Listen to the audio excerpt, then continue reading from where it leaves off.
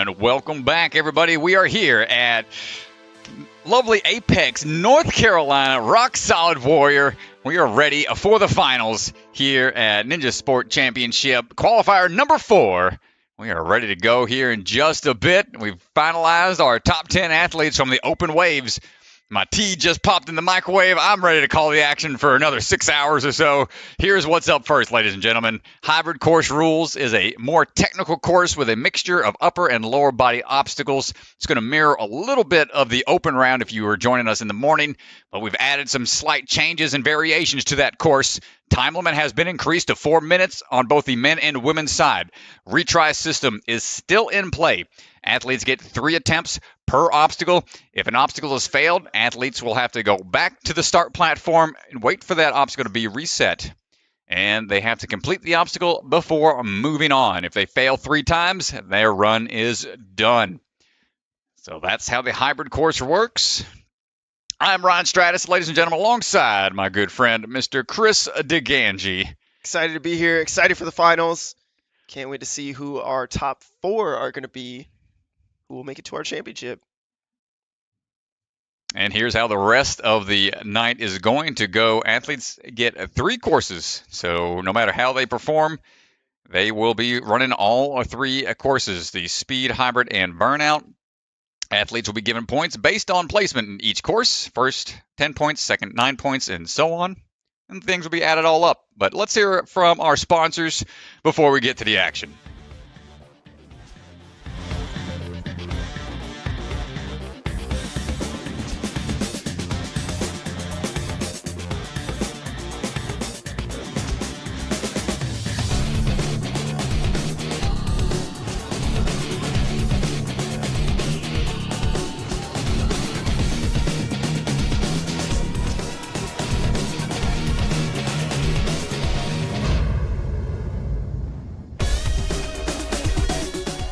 From the secret factory in an unknown corner of the world, bucket of chalk is coming to you handmade, perfectly balanced, and made with love.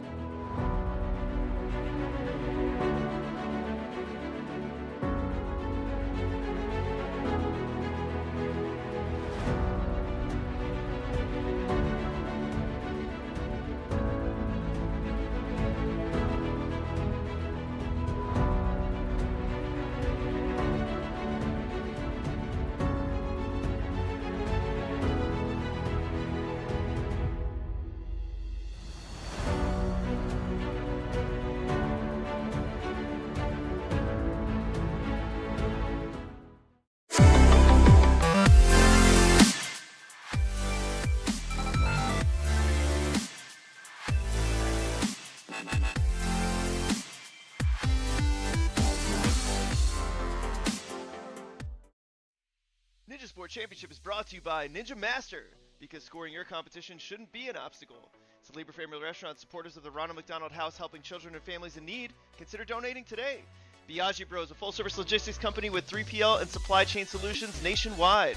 Silent Ninja, custom ninja holds for your gym or backyard. Remember, the K is silent. DGS Ninja, the obstacle supplier with product lines designed by some of the best ninjas in the world. Ocean Needs Everyone, the nonprofit organization dedicated to helping save our oceans. Stronghold Ninja, providing holds to level up your ninja training with the Classic Line, Elite Line, and more. And Bucket of Chalk, our official chalk sponsor. Reach into the bucket and grab some chalk today. Ocean Needs Everyone is celebrating 5 years of saving the oceans. My name's Enzo, and through Ocean Needs Everyone, I help save the ocean by doing beach cleanups, seal and mangrove plantings, making art about recycled plastic, and making films regarding the ocean's health. How can you help save the oceans at home? Well, even if you don't live near an ocean, trash can end up in there eventually, so cut down on your use of single-use plastics. If you see trash on the roads or beaches, make sure to pick it up. Use less gas-powered vehicles, fish responsibly, and help support local organizations. I started my organization when I was 12 years old because I wanted to make a difference. So remember, you're never too young to follow your dreams and make a change. Let's all save our oceans together, one piece of trash at a time. Yo, what's up? It's Electric Enzo, and I'm here to tell you guys.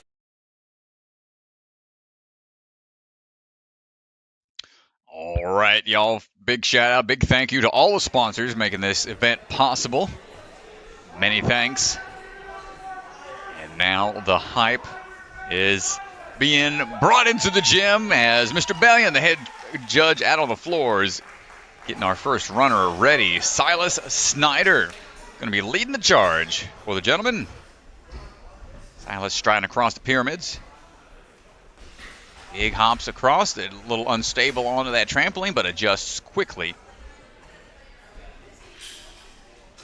Closing up, open up, shop. Got tiny rings to go onto now from the open. Those were a little bit larger. More accurate here on those wooden, smaller rings. Silas representing Rebel Ninja Gym. A gymnast and a martial artist. Big hop across. Now they don't have that platform anymore to go to. They have to go straight to the pillar. This one's a little trickier of a move now, especially that they're getting stuck here. Silas not wanting to waste a point. And he is still good from the looks of it. And going down the line. Ooh, close one, still good. Hopping across. Silas, one of our athletes coming all the way from Canada.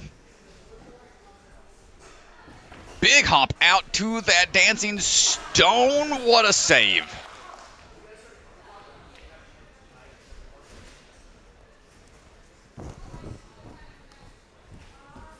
Silas also mentions in his bio that he's...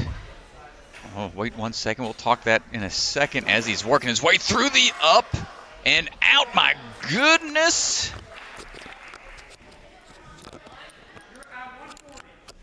So far, so good. Silas flying through.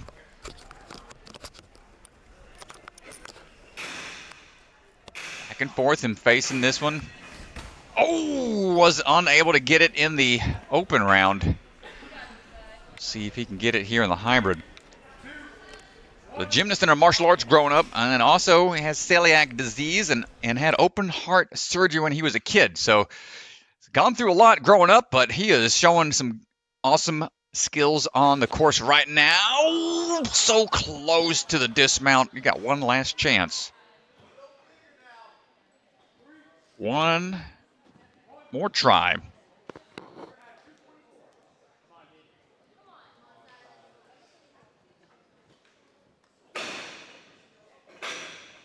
Sparkle accelerator, the back and forth is a tough move to make.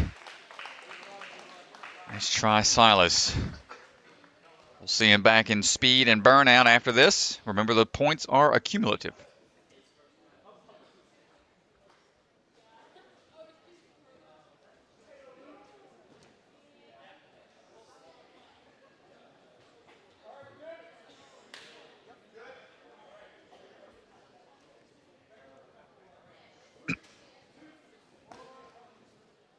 And up now is going to be Luke Dillon.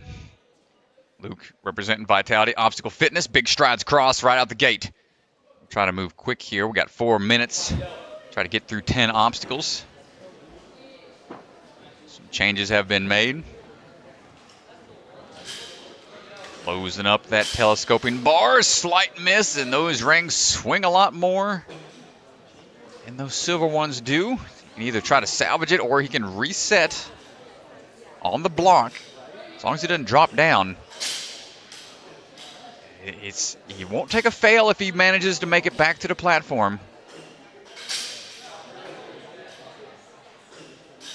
It did go over that, so I think he's looking for the dismount, and he can either ask for the bar to be reset, or it looks like he's going to go for it right there. Nice. Going to save him some grip strength and a fall. But having a hard time with the rings. Height required here. Back to the box he goes. So he's resting and not taking a fall and letting those rings steady themselves instead of getting a full reset. So this gives him the opportunity to actually try a handful more times without it messing his run up. But might be better, yeah, just to go ahead and stop and let the rings be settled.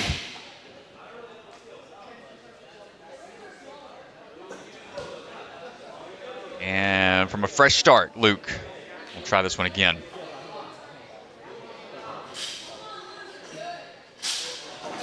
Oh, it was right there. He's still good.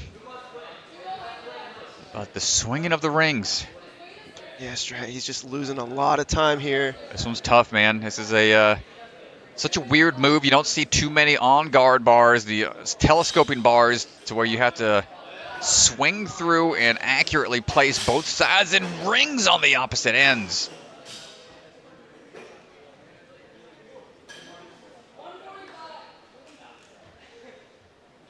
Well, Luke not one to give up. He is definitely fighting for this one.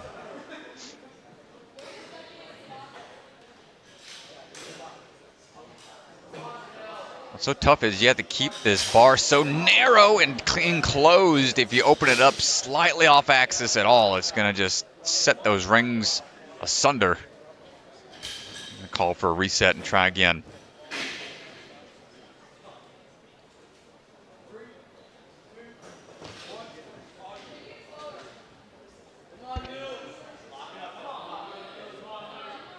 Got to get this in one.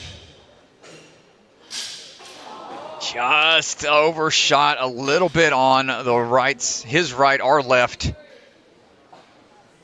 And time ticking away.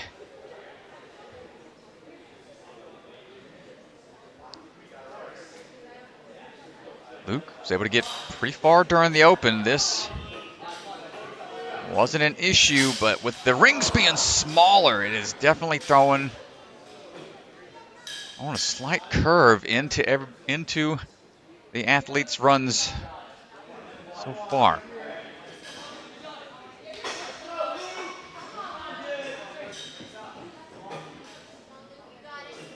And after a long fight, we're still in it to win it. Is he? No, he was in the strap portion, the hardware, which isn't going to count, had to be in the ring for it to count. So very unfortunate early exit for Luke. He's going to have a tough road in the speed and burnout. That's not unheard of. Seen some pretty epic comebacks in the past, so we'll see what he's got in store for us for these later runs. William Slageter getting ready to go right now.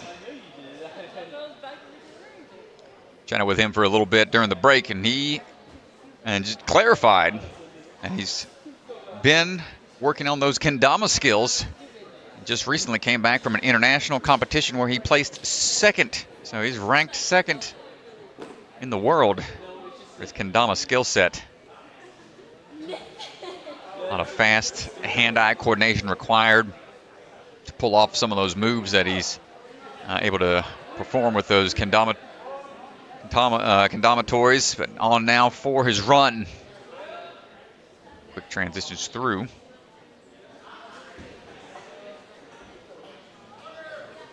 Had a really strong run in the first wave. We had not many people get to where he got as fast as he did. Ooh, and this small ring is posing a problem for him as well.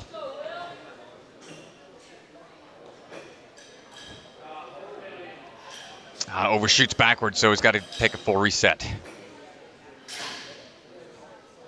Probably a smart decision here. Better to try to get it in one or two tries.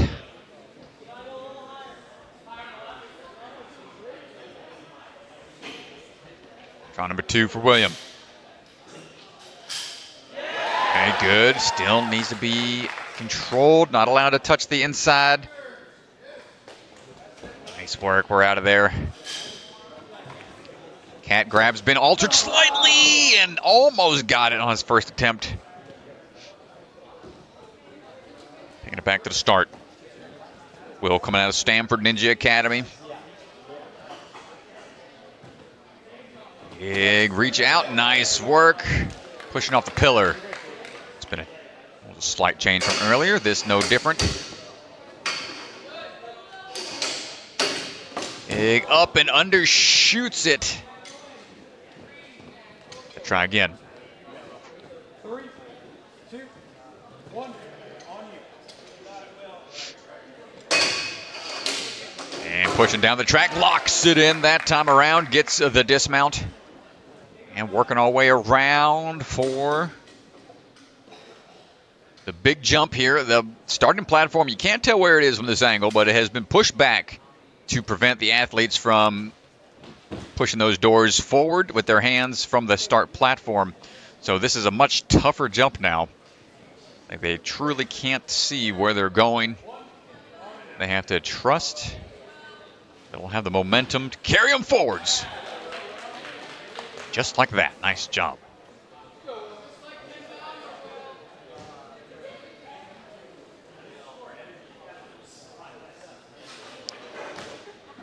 Oh, and Will having a hard time getting that first move.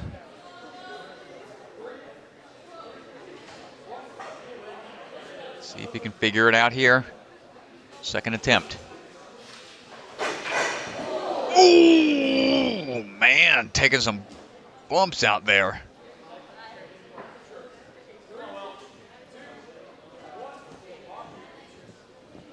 Third and final attempt. So Will get to the particle accelerator in the open. Got through this in his first try.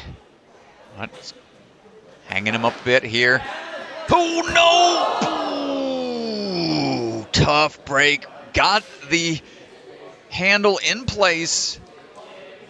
But as he was reaching up with the other hand to try to pull through to get a good dismount, it just popped out there at the end. There isn't a stopper at the end of that track. So when he got there to try to pull, it just wasn't there for him. Tough break for Will. Matt Bradley stepping up. Getting ready to take on the course, and we're off.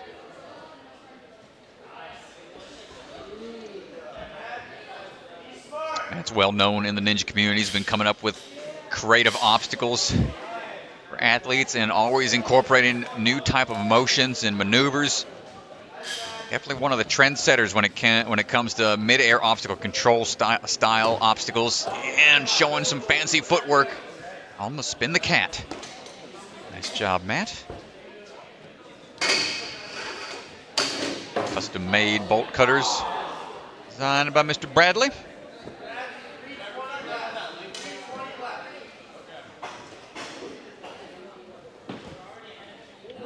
Big leap, good adjustment, able to quickly identify where he needed to go. Right into it. Chalking up, and let's see what we got. On the first jump, not quite there.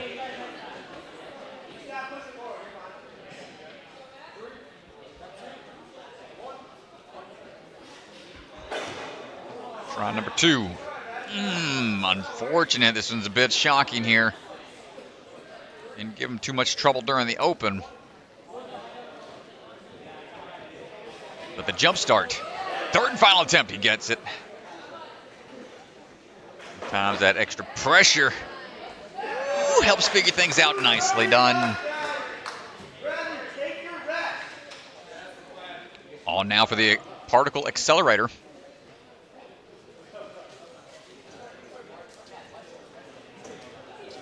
Taking a second to collect himself.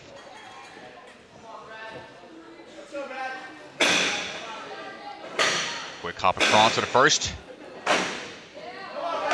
Trying to generate that momentum. Saw him give this a full good 3 trials on the first go around in the open. And man, half on, half off. He's got time to try 2 more times. Hopefully he gets it in just 1 more attempt.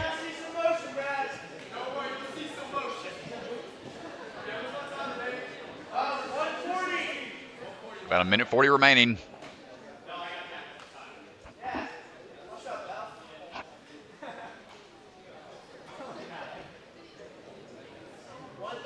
Taking a long break, rightfully so. This obstacle here requires a lot of accuracy, a lot of power. Getting the tech built up. And the timing is just so difficult to figure out here.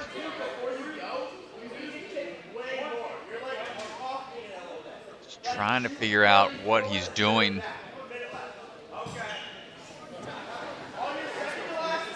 He's got something in mind now.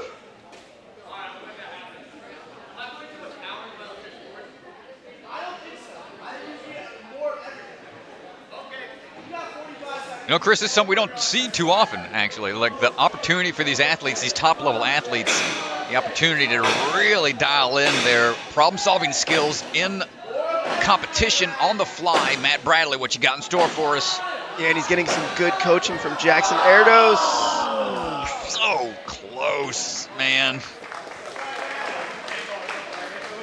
Yeah, this just shows you how strong the community is. Like, we're all trying to figure things out. You're getting beta from people you're supposedly competing against, and there it is, just cranes the top. Not able to get the full clear on it. It's a tough move. All right, Mr. Papel getting ready to run. Josiah striding across. Coming off some wins as of late. Ooh, got it off the track quickly, but now starting to swing around a bit. Gotta wait for it to calm down a little bit.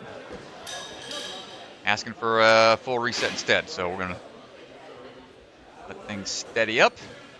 Yeah, he wanted to take the fail there.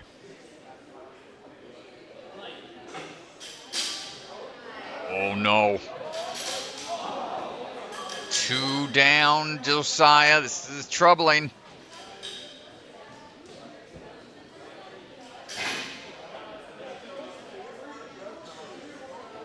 Unexpected here. Final attempt. There we go, dials it in. Spins around. 3 minutes remain.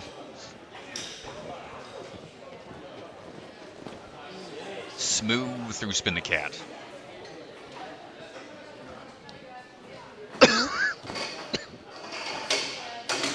Down the track we go. Good catch on those bolt cutters.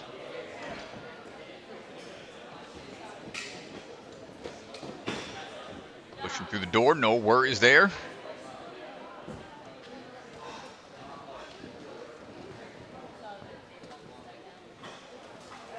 And now on for the up and in on this circuit board. A really technical obstacle. There we go, locks it in, second attempt. On the track, pull at the base there and getting through to the finish.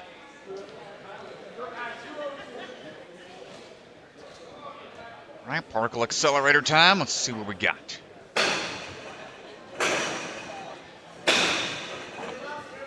Oh.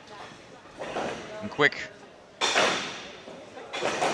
Oh my goodness. Just getting blasted back to the start platform.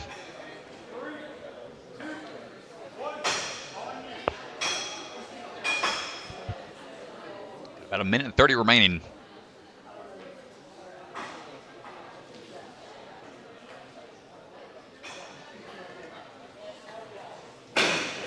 Here we go again. Okay, just skipping right past that first tricky back and forth move. No! On the ledge. One more try. Mr. Papel, what's it gonna be? He added an obstacle after this even.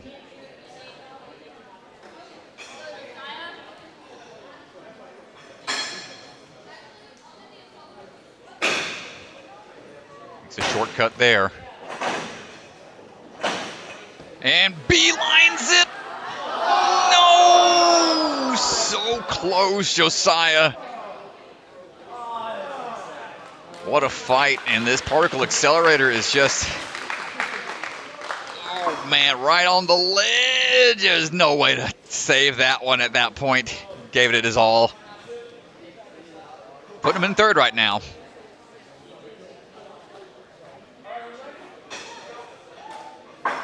Colton jumping up. Colton Supa on the move. Up and over those pyramids.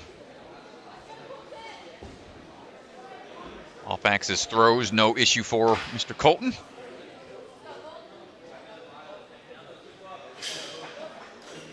Up and in, representing Steel City Ninjas.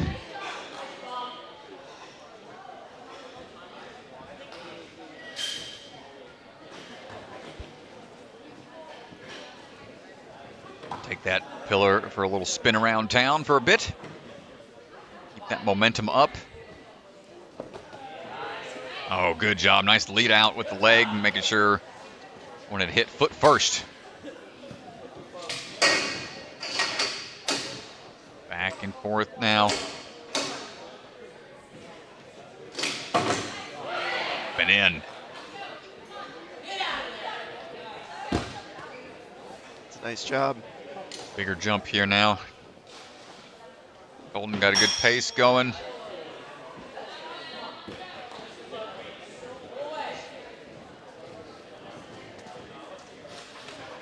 First attempt, just too short on the leap up.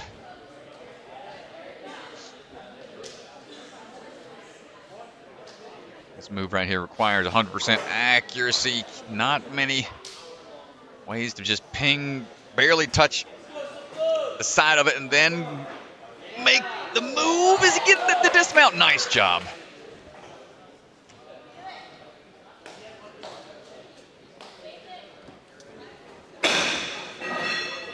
Quick moves here, but the back fall. Ooh, he's okay, thank goodness. This is a brutal of an obstacle. A lot of tough falls we've seen. Oh, no, unfortunate there. Quick fall. He saves him some strength, but I'm sure he didn't want to use another fall like that. Oh, and the same thing again. Tough break, brother. I think he was just trying to rush the move. And this one, it's like, it's so tough to be able to hop backwards. Good grief. Good on Brett Strong to move the U-hold before he came barreling back like that.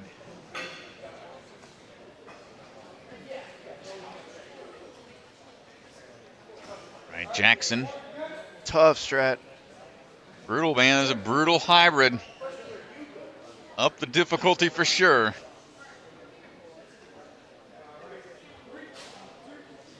Jackson Arados coming out of the Gravity Forge. Make some quick moves.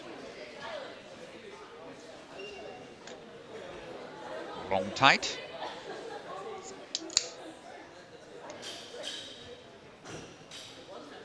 Take that one extra backswing. Ooh, thought he was going to be able to get it in one.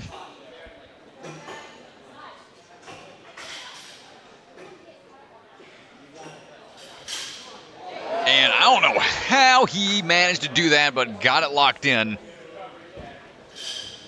First one we've seen to be able to really salvage it.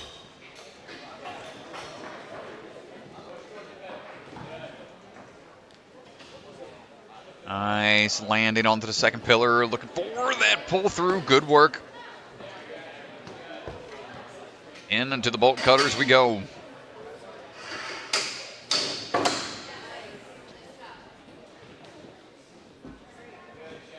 Excellent job.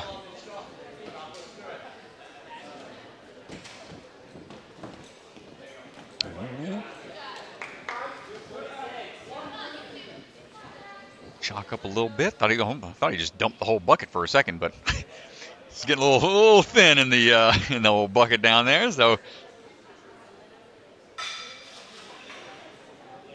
nice work.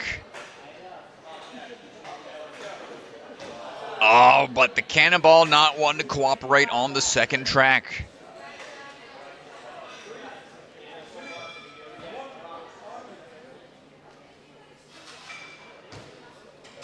Oh, and the first jump up, just not quite there for him.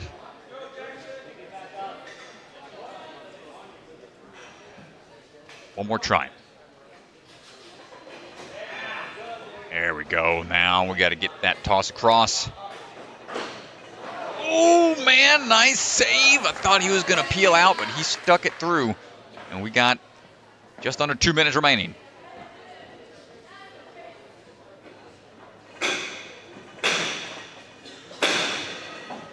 Good power out of Jackson as we try to get this one back and forth built up. Good grief, nice job. Skyrockets into first place. Now we get to see a little hat trick.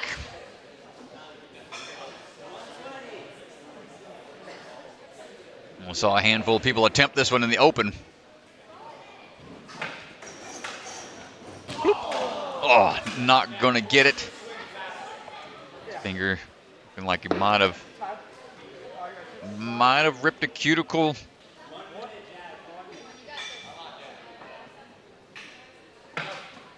He's okay. There goes the ring again. Not quite there. See how fast it goes from the bottom hat to the top hat. Third and final attempt. Catch and grab. Nice job, Jackson. Get out of there. One more obstacle to go with 30 seconds and some change into this crazy flying bar. Oh, my goodness. It's like a up for grabs type obstacle. That bar is latched in place. They have to go up to it and then take it backwards to a flying bar cradle. Second attempt. Not able to figure it out, and that's going to be it for the time. But a great run from Jackson. You can see here they're intending on the athletes to push it upwards, and it's going to unlock those clamps to get it to fall into that flying bar cradle. A very tricky move, another technical aspect of this course. Jackson kind of holding himself a little bit, and on the shin might have pinged his shin with the bar. Talking tech over there in the corner. Hopefully he'll be all right. We'll see him again in the speed round next up. Noah Munir getting ready to run right now.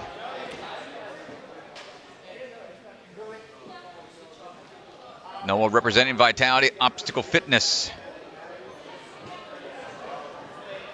Chatted with him earlier. He was nursing a cut on his finger. You can see the black tape, athletic tape, protecting. Looks to be his middle finger on his left hand. And a slight accident back home. Not even ninja related, just house cleaning related. But not letting it slow him down too much.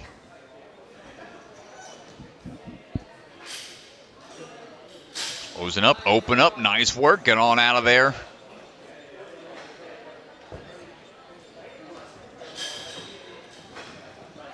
And smooth with it, lean into it, nice catch on the pillar. Down that track into that fidget spinner.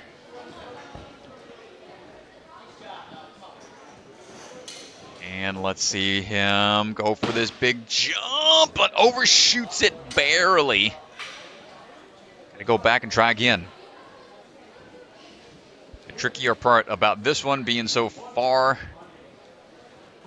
away of a jump, it makes it tougher to eye your landing, but he's able to figure it out, and in a sub-minute to this point, be a good pace.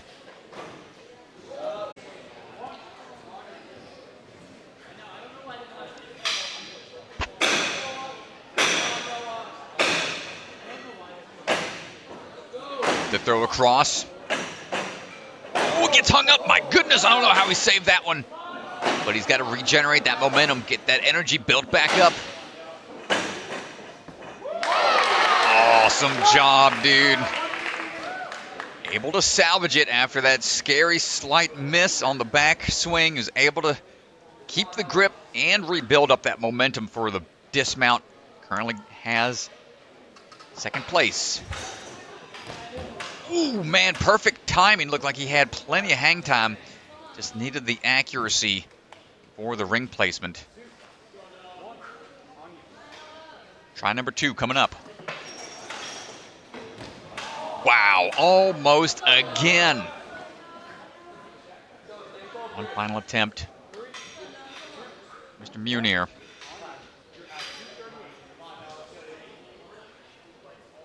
This is going to be the prestige. Closing of the show. Locks it in. Nice job.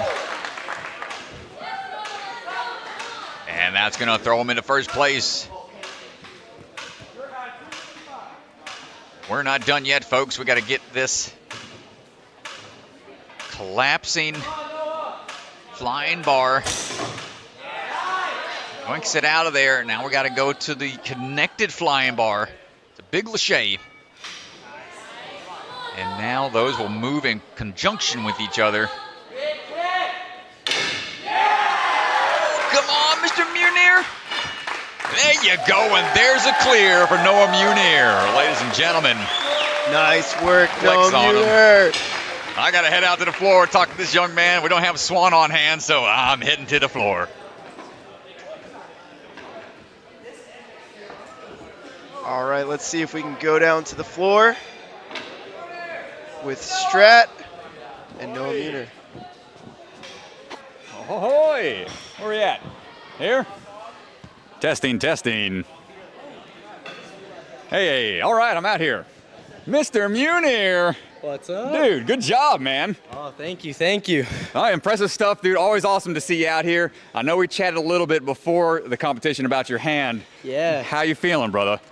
You know, I taped it up. I tried to get the best job I could. Got to try and keep it clean. But the course was not clean. So we got it done, though. We got the buzzer. See what happens. So walk me through the hat trick here, man. What do you think of this obstacle in particular? Yeah, so I think it was a very good obstacle. I like it a lot. I've been thinking about obstacles like this. Haven't set any up. But I, 3 tries in the last course, 2 tries in this course, got it on my very last attempt. I felt pretty locked in on the first 2, just barely bobbled the ring. Last one had it locked in. Yeah, very cool to see the quick reaction time that you have. And also on this contraption, I don't even know what they're calling this bad boy, the kitchen sink of flying bars. You got a lot of different things up there. What's it feel like with those latches as that bar is very unstable up there for sure? Well, the course designer said to pop it out at a 45-degree angle, so I just followed instructions. That worked out for the better, yep. Yeah, thank you. Hey, great stuff, man, and we'll be seeing you in the speed coming up next. Later. All right, see you guys.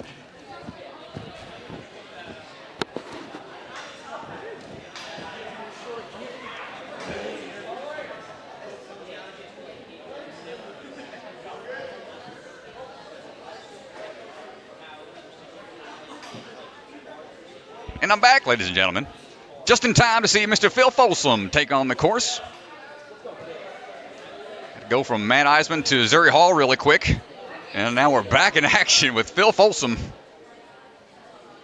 Saw him and his brother have awesome runs back-to-back during the open round. Phil, always a consistent performer.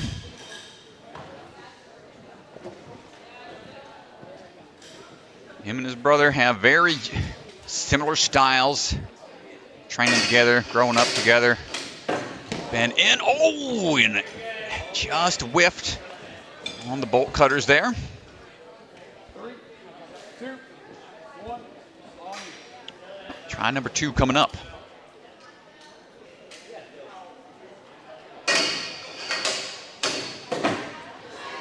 Good, Phil. Get on out of there. Almost shortchanged it again, but salvaged it.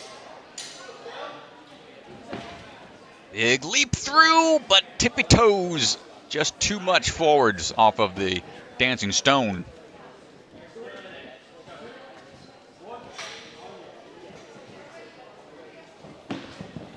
Ooh, that one didn't feel good. A little, Oh no, Strat, this is huge. Come on, Phil. We had a clear in the first round, but with the jumping distance increased. Oh, good. Out of the risky position he was just in. That bigger jump, making the barn doors a little tougher.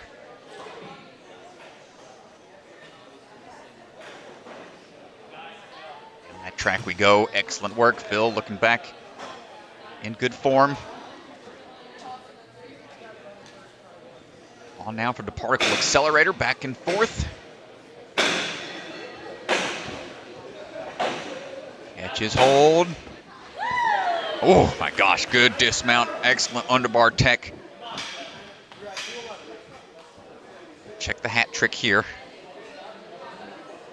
Gonna roll it in, give him a little extra time to catch on. Perfectly done. And one more move to make.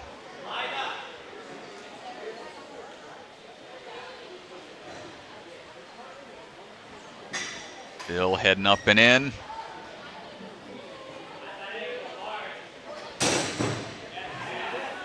Unhooks that free swinging bar. Or making that huge lache and gonna link it across without them even budging. Mr. Folsom. Woo, skating on thin ice, but makes it through, and I gotta head right back out the door, ladies and gentlemen. We gotta have Ryan Stratus head back down to the floor, who's gonna talk to our good friend, Mr. Phil Folsom.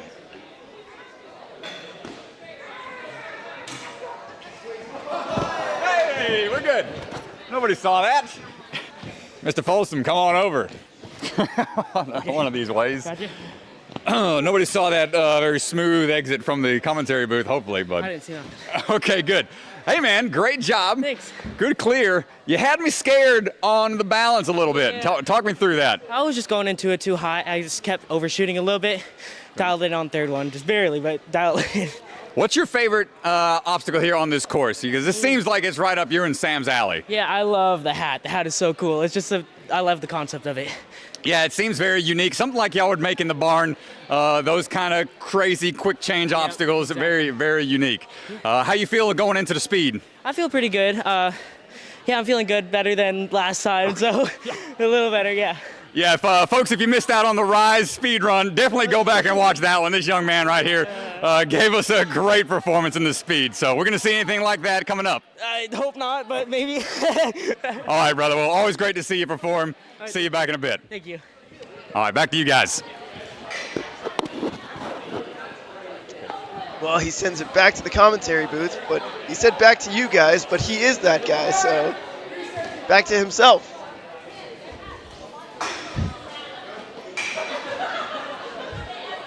Back to me. All right, here we are, ladies and gentlemen. We go from Phil to Sam. All right. Striding his way across. Winging his way through. Nice job, Mr. Folsom. Got to be encouraging to see your younger brother run right before you. This is a little inverse of the open. Sam went first, then Phil followed suit. Now Sam hung up here early start. And with the bar swinging a little bit to and fro. This way and that, he's going to have to wait for everything to steady before risking another attempt. Technical skill put on display right here. Careful, Sam. Get on out of there. There we go. 1, 2, 3. No problem for thee. Sam heading on for these bolt cutters. Whew. Such a tricky move, folks. No, it may not look like it. These athletes are starting to make some of these really challenging moves look like child's play. Sticks to landing, adjusts his direction, moving forwards.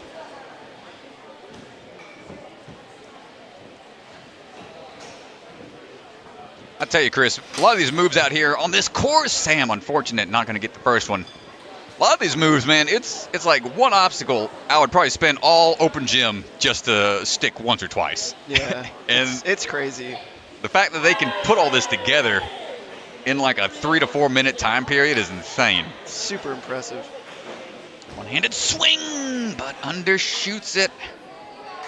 Sam sitting on the bubble here with only one try left.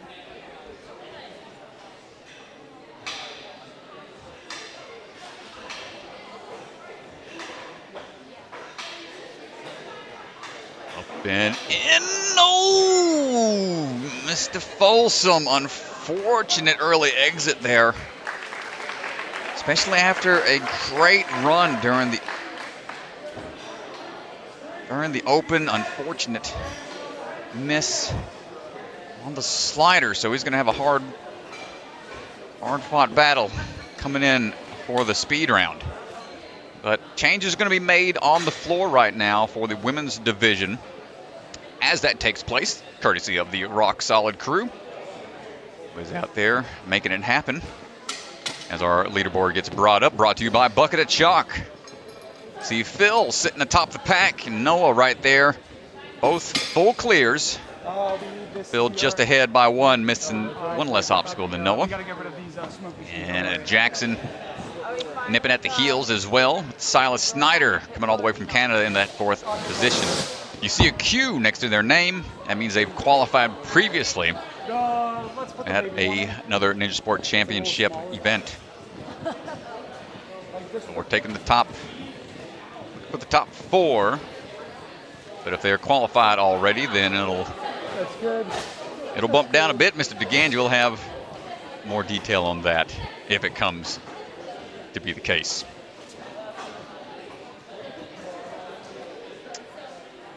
So we're going to take a quick break, get things set up for the women, and then we will be back shortly.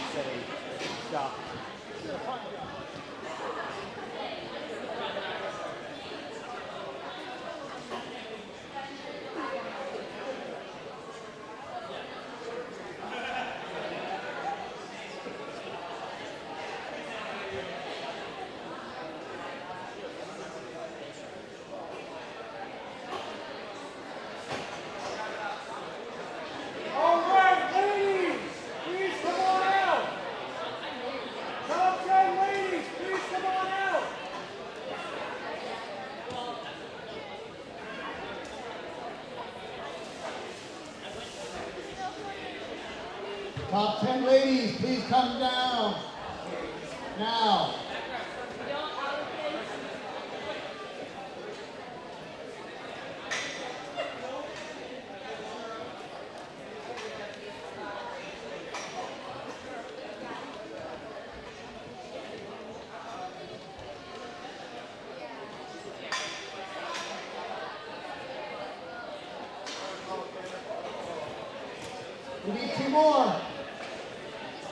are 2 other women who would be happy to run the course if you don't come.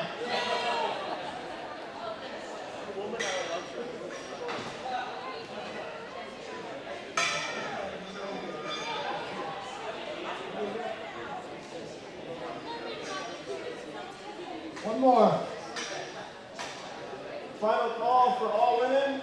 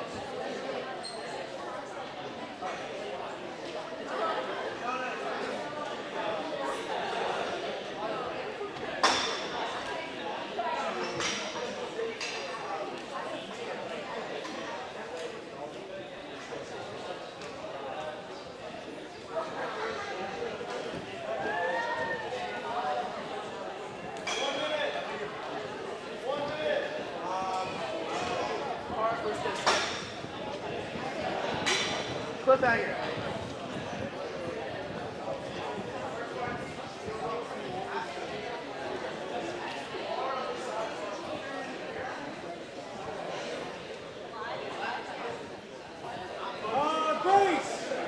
Grace Carr.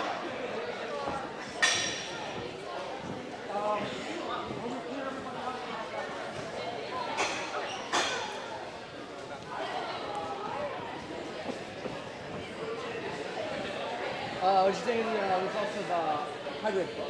I was gonna say I was really happy how that turned out.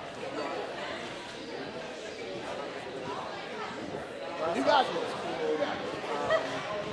Love to see the success. Yeah. Love to see that. So Phil made it look like a joke. I was like, or is he just that good? I mean, that's it looks so cool. Yeah. I can't wait to watch the rather play that. back and see that angle. I'd much rather that. Yeah, that was the slowest one they could have picked. Yeah. Yeah, especially when it's that last move. That was good. Oh, was that good? Just him and Noah that made it through?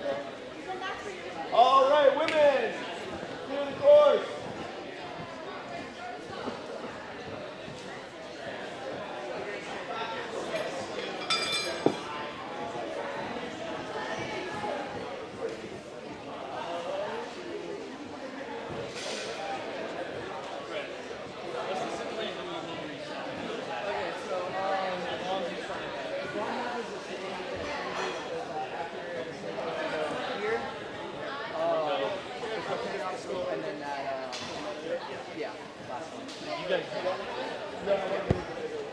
Yeah, I think we'll keep it the same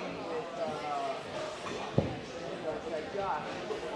Me, you, and whoever else is still doing cliffhanger, right? Okay.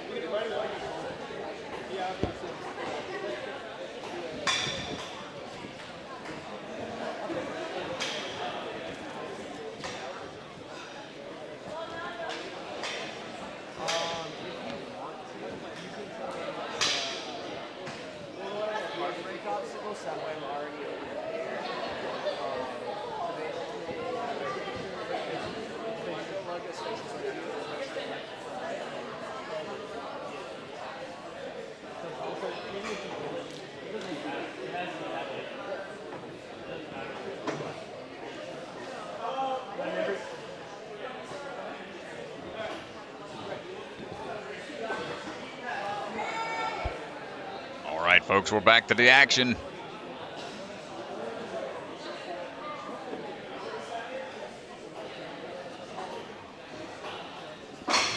Had some course alterations out there. Now that things have been set in stone, we are about ready to go.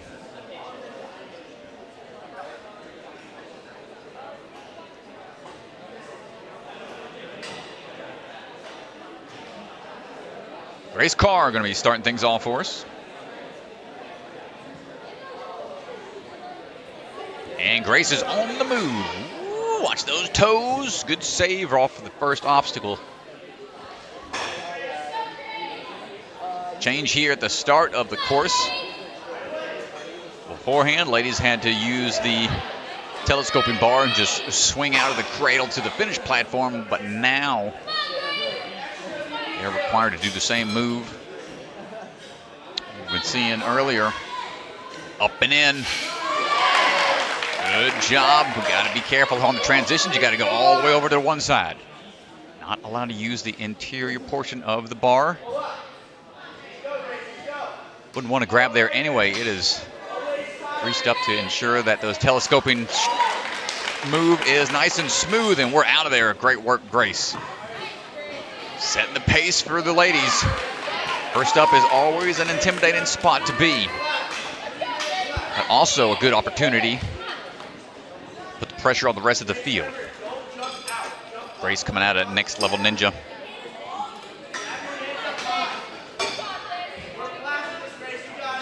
Now the change here is they have to take that cane with them from the bar into the fidget spinner. A little bit of a trickier move. Getting hung up on the strap overhead. So anytime that strap is in the way, up to the athlete to maneuver around it. Rather frustrating sometimes as they try to figure out the body mechanics for a move like this.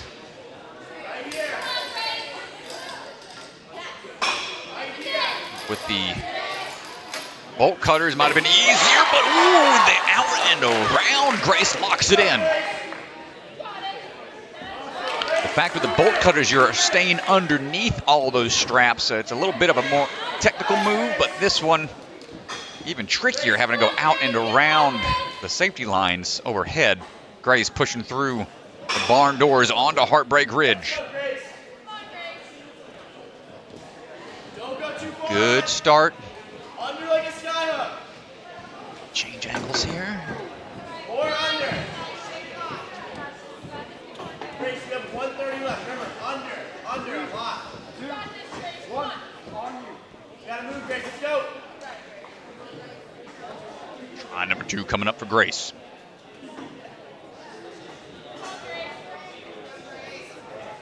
Nice, Grace. Come on. Go, come on.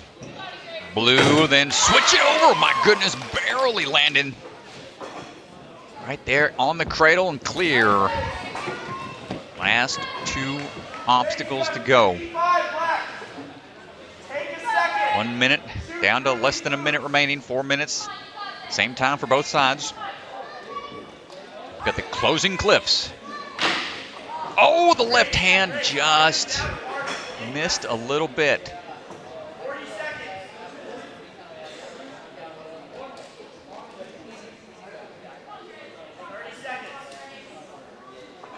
Try number 2 coming up.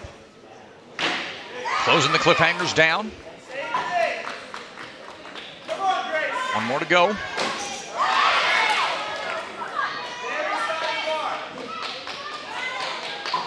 This one's a forced move now. They have to go to that cliffhanger ledge, leading out to it. Nice work, Grace. Looking for that dismount.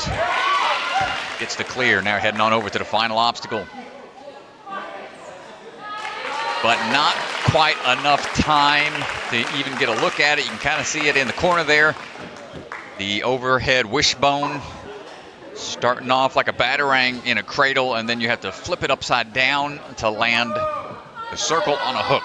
Oh, another mid-air obstacle change. Keeping things tricky. Milo Carpenter coming up now.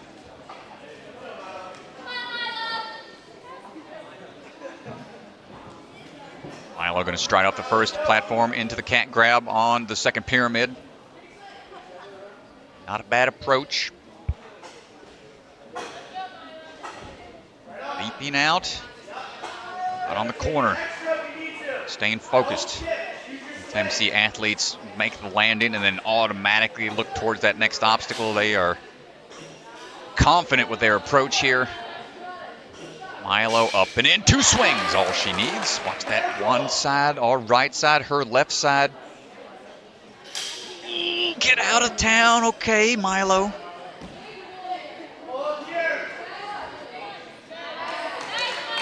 Dig deep here for that finish, on to the platform to get the clear.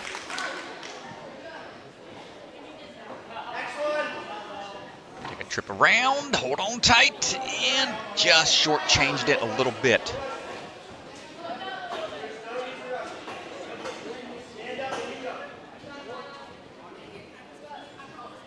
Milo representing Gravity Forge.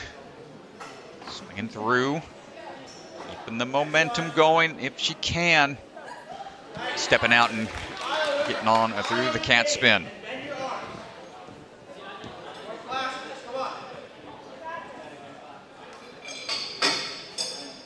You gotta take the cane down the track, then out and around those straps that are keeping the bar in place. There you go, first attempt.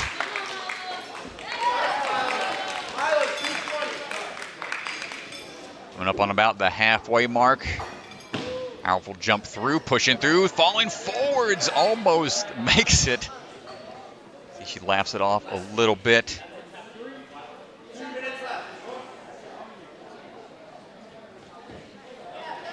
Good commitment there. Just really have to trust that your feet are going to go exactly where you want them to as soon as you identify that landing.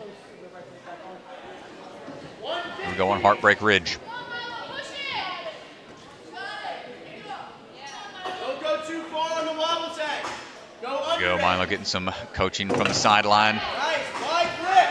Wide. Waiting on that swing to cooperate with her. There it is. We got 1:30 remaining. 2 obstacles to go still. There we go, ladies and gents. 1:15.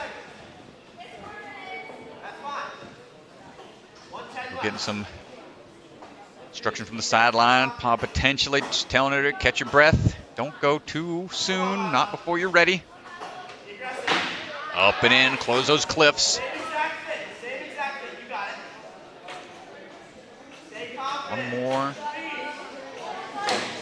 Out and down, not quite able to hold on. Got to reset. So close.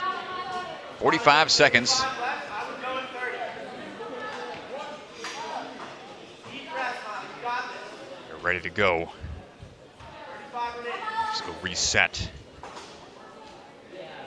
Taking a couple extra seconds here to recover.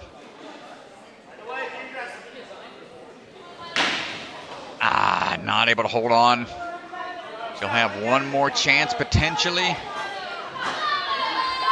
have to go right away though if she wants to have time to get through. 15 seconds. Okay, links it off the first. Could be some good beta for some other athletes coming up, and man, trying to push through at the very end. Milo Carpenter. Nice try, good run to that point.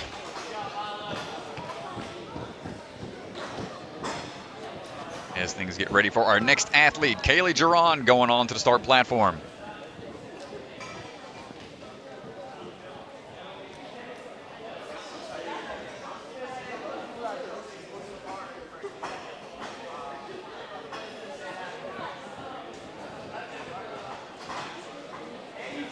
Kaylee representing Ninja Intensity from Castle Rock, Colorado. Colorado native. Working her way through. Rocking a little bit of that KT tape, that rock tape on the elbow.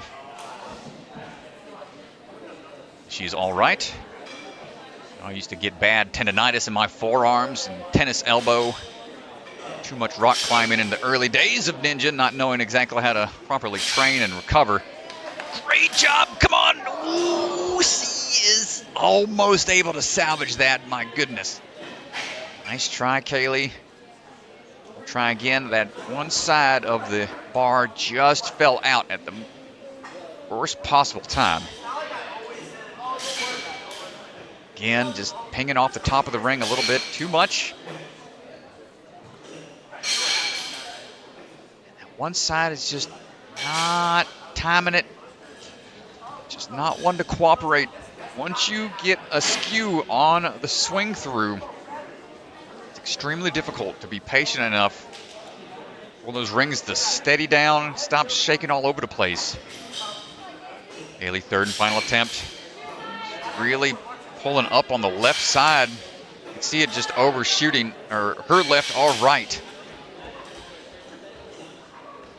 Come on, Kaylee, figure it out.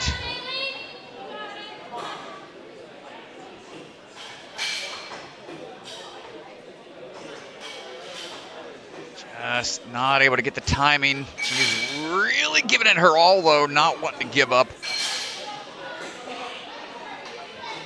She can still salvage it by landing on the block. It won't count as a fall if she just lands on the block and steps down and going to call it on that. Tough break for Kaylee. She's laughing it off, though, and that's a new move. They didn't face this one in the open. They did have the bar that they swung from, but not the rings that they have to open up that telescoping bar to make that catch. But up now is going to be Joy Wolf.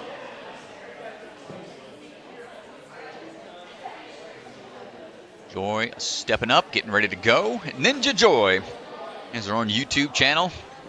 Oh no, taking a bit of a tumble at the start. Tried to go to the top of the pyramids, didn't pan out, so we got to start again. Cat grab, be a little safer here. There we go.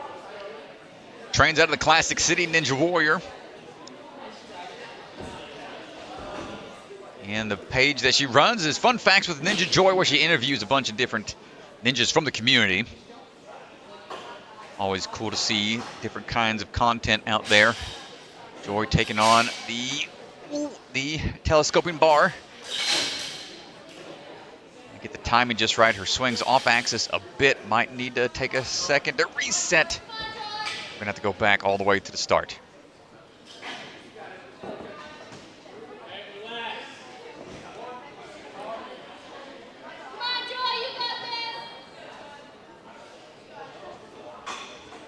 Takes a deep breath to prep for the swing. Almost taking the bar off of the track too soon. Locks it in, but be careful with that hand placement.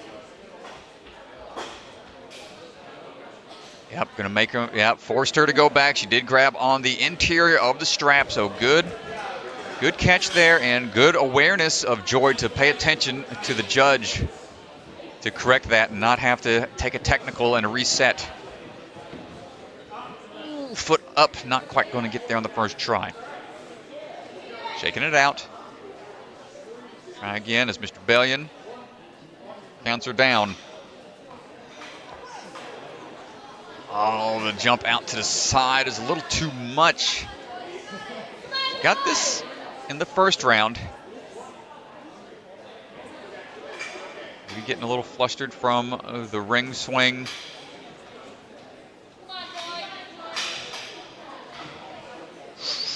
Up. Using the height to her advantage here, not wanting to go for a big leap.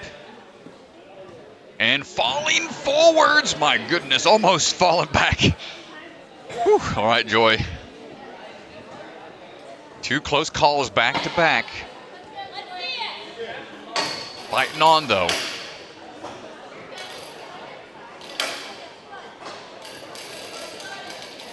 That momentum built up for the out and around on the cane slide. And I was stating earlier, the cane, I'd say, is almost a trickier move for the mid-air control style of an obstacle, since it does have one extra thing that you have to be able to pull up and then out and around in such a quick manner and have forward momentum the entire time. You're dealing with a lot of factors up there with this move to that fidget spinner. Just keeps getting tied up on that track. One final attempt. We saw her escape from 2 near misses already and 2 earlier falls. We're going to see if she can get through this one. One final attempt.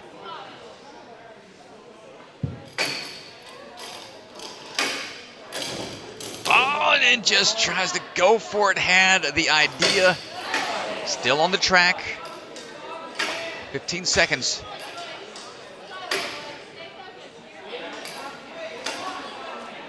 And that's going to do it for Joy. Tough break. A lot of close calls out there, but showing some good heart, keeping a positive attitude with it and fighting on through as much as she could.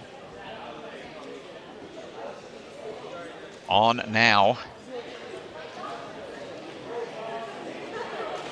to our next athlete, Peyton Myler.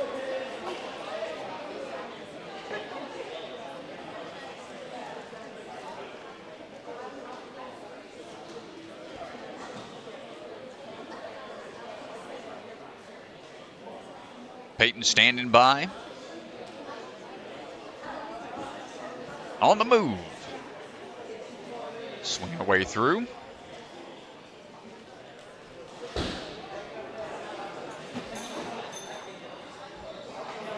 Seen Peyton compete a handful of times in previous NSCs. So just shortchanged that dismount, unfortunately. And jumping the gun a little bit. That's going to count as an extra fall. That was stated earlier in the rules. Can't go before that reset time has been dropped down to 0. So this is a bit of a risky position to be in right now for Peyton. Try to dial this back in, and that going to count. So thankfully able to clear the plane. Get on to telescoping bar. Needs a little bit more momentum.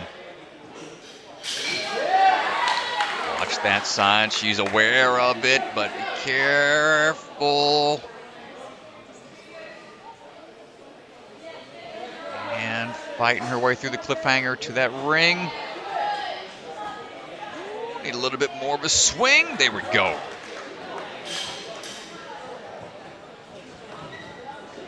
A little bit of a hesitation, but goes for it anyway and gets through the spin the cat obstacle.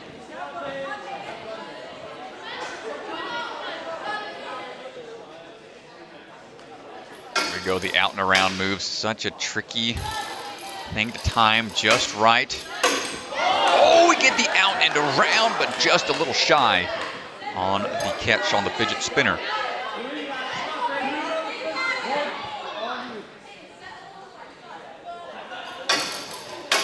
Try number 2. Big slide back. One more. Up and in. Hold tight. Crowd going crazy in the background. Peyton gets the clear. Coming up on halfway mark for time. 2 minutes remaining. 4 more obstacles to go.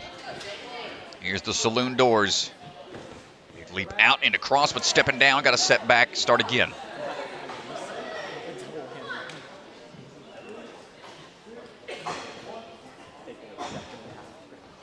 Right away into a good plyo out of the gate. And on to Heartbreak Ridge. All right, again on that wobbly platform. Ooh, overshoots it. Goes for the quick dismount. Not quite tall enough to static reach, stand on the platform and bring the heart with her. Had to do a little bit of a hop. Number 2. Okay, locks it in that time.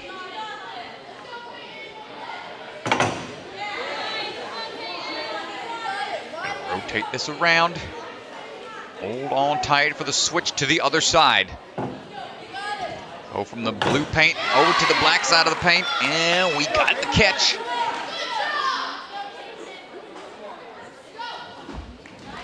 Right on the ledge there now. Going on to the closing cliffhangers.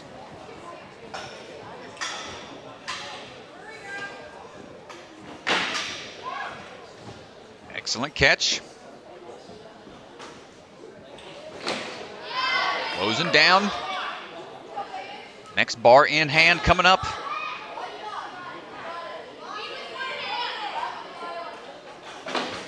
And almost gets it. Has to go back to the start, but time ticking away. Not sure we'll have enough time for another attempt. 10 seconds to go. She might just try to save that strength for later on. Still have speed and burnout to go. And that's going to do it for her time. Peyton Myler had a bit of a risky run to start things off. And we're going to go holler at Miss Peyton to see how she's doing out there with a quick interview.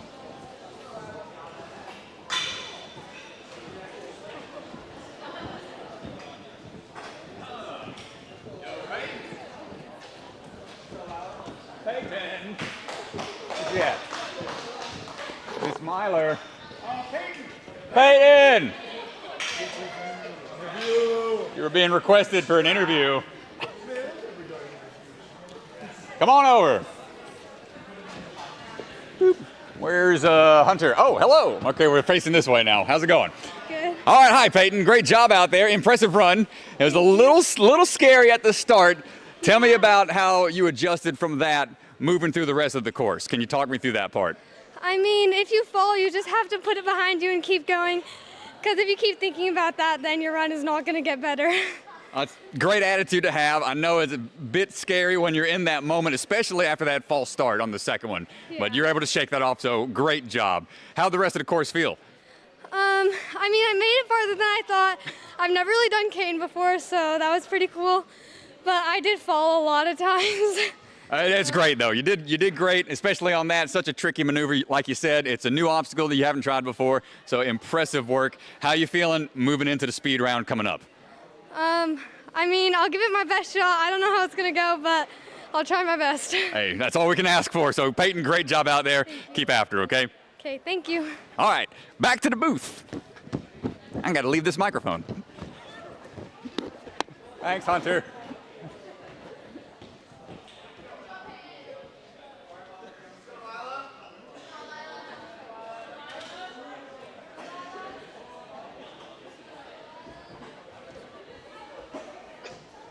And we're back. Lila Nathanson on the move, swinging away through. Local here to North Carolina gyms. No stranger. A lot of this environment, but again, just because you're familiar with the gym, obstacles that are put into play might be brand new, and she is taking the time to settle herself, not gonna fall, not waste a retry. Good grab there. It was a tricky grab. Those rings have steadied down enough. Nicely done, Lila. Not giving up. Ooh, still a bit risky here. Needs to get to that cliffhanger. Hold on tight.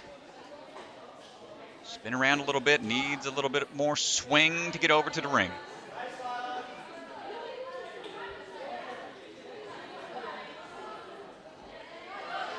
Excellent work. Good save. My goodness, Lila just going for it here. Putting on a strong run right out the gate. Oh, out and around. Almost gets it. Take a ball and reset.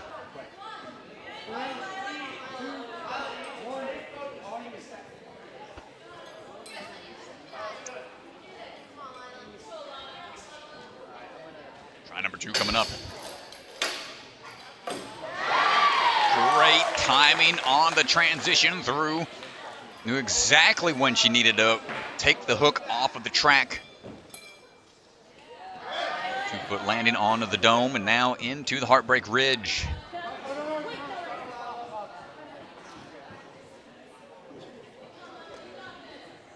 Take a second to reset. Don't go too far on the wobble tag. I see those. Oh, getting a little tangled up. Start. 150 left.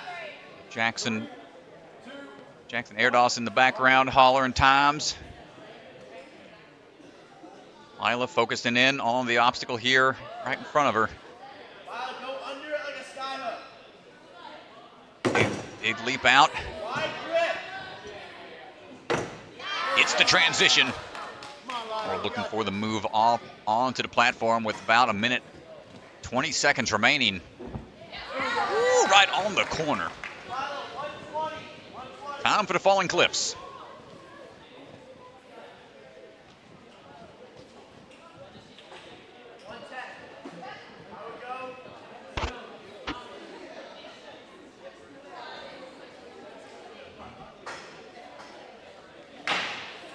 Slamming those down. We got 2 more to go. There's one track in front of her and then one tiny one a little further ahead. Hard to see, but they have to throw it far enough forwards. Close it completely. Come on, Lila. This is a tough move. Leads with one, slams it down shut. Nice job. Side-to-side swing to get the dismount. Moving on, we got 30 seconds to try this final wishbone type obstacle. Not much time, so you can see, grab it onto the batarang for the start.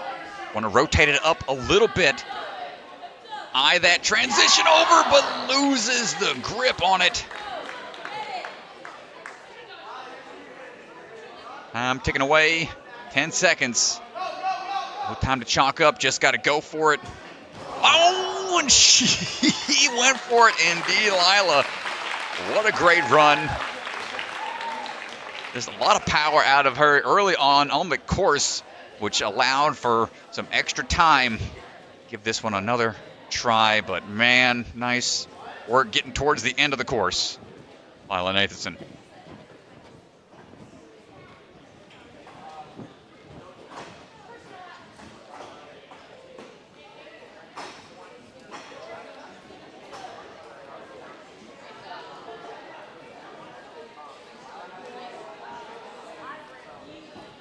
And up now is Akshara Papu, moving on into the trapeze lane. Aka, as they were calling her all through the day, is moving on up into this telescoping bar. The timing on the backswing wants one more though. We had a decent attempt on the one side. You can see how easy those start to go all over the place. We'll try to wait it out here. Going to go ahead and drop it down and let the reset happen.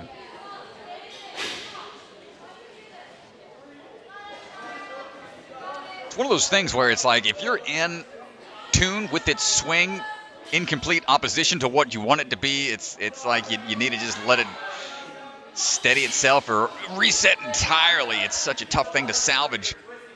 Aka not giving up here.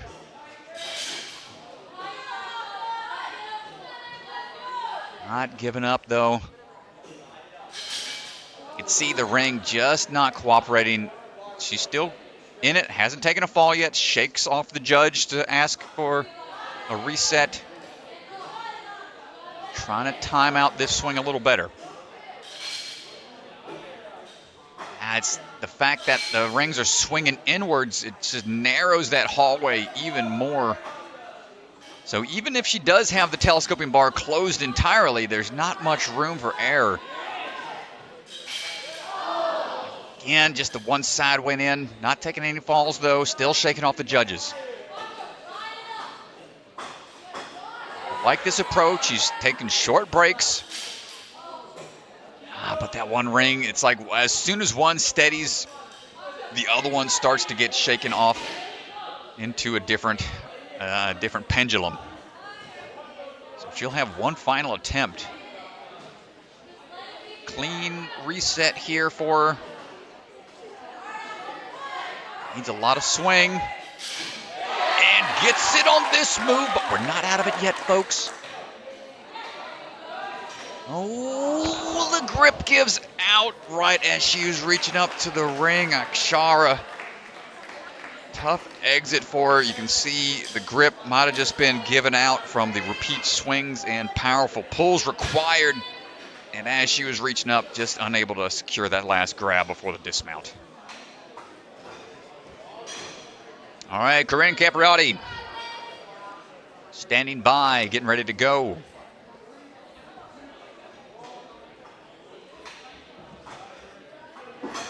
And striding across the pyramids.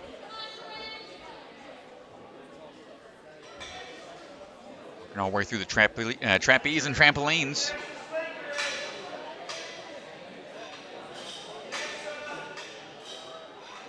Hold on tight. Such a finicky obstacle, a little low on the left side.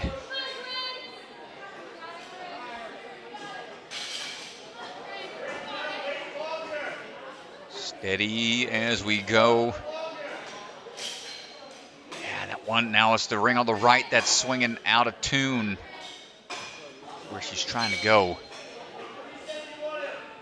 That might have stated it. No. Okay, well, she's still on the platform, not taking the fall yet.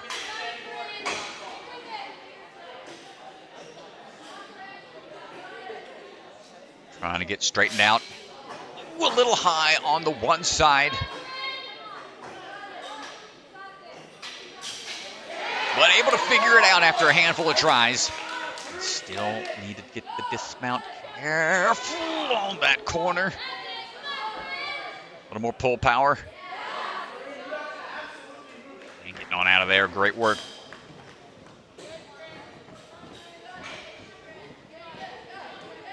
And good dismount there off spin the cat. We're in representing Gravity Forge. And right away forging a path through that fidget spinner. Needs a little bit more swing for the dismount. Locking it in.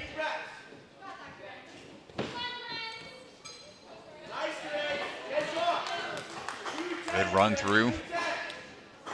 Peter back on A&W Junior Season 3 and was a two-time WNL champion from 2018 and 2020.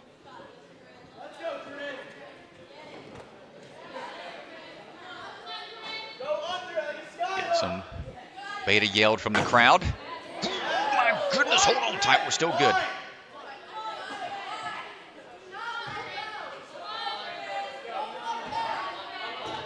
And the transition around, good work. The hand slipping down just enough to hold on to the base of that hold, though. Rin up into third place right now. A minute and 20 seconds coming up remaining.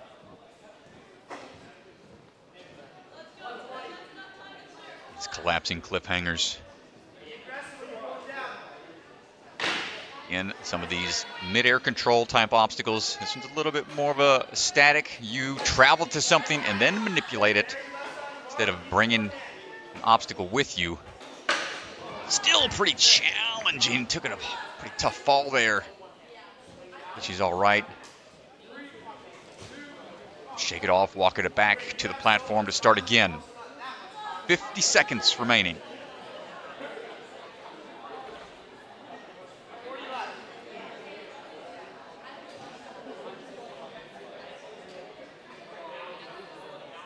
Slows those clips down, hold on tight, hands popping open a little bit, but she readjusts quickly and pops on through for the second one as well.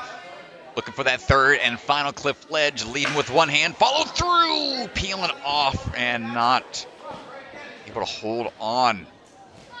So will this be enough? We're only gonna have a couple of seconds remaining, 15 seconds or so. And just went for it, nice try, Corinne. Not able to get through the fallen cliffs. But still a good run, putting her into third place currently. And Addie Herman coming up now.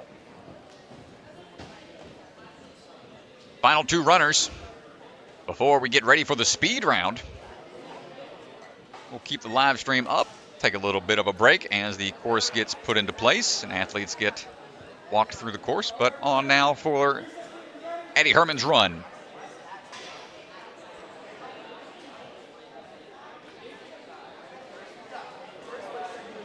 Addie getting counted down, and we're off. Going to grab onto that second pyramid just for safety. Another athlete representing Vitality Obstacle Fitness. Swing through. Had a flawless run during the open round. Sure we'll see that same efficiency put on display here in the hybrid.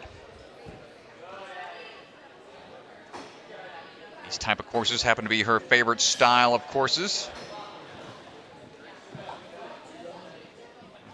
A lot of variety mixed in, no problem on Spin the Cat.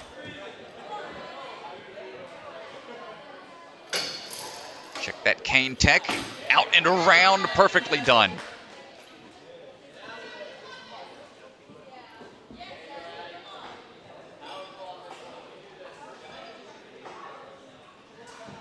And sprinting through, a little bit of a slip on that one PVC cap, so we've got to reset.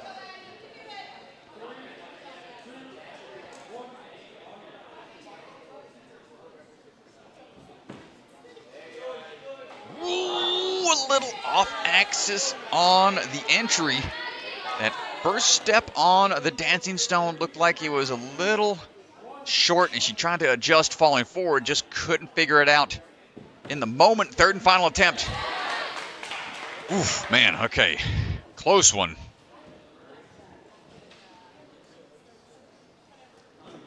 Good to go here. We got one more runner after this, but Addie staying focused on the Heartbreak Ridge. No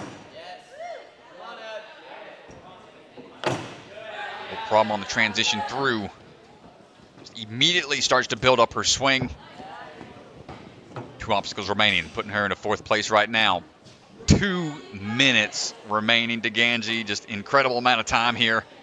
Even with the 2 falls, showing how he.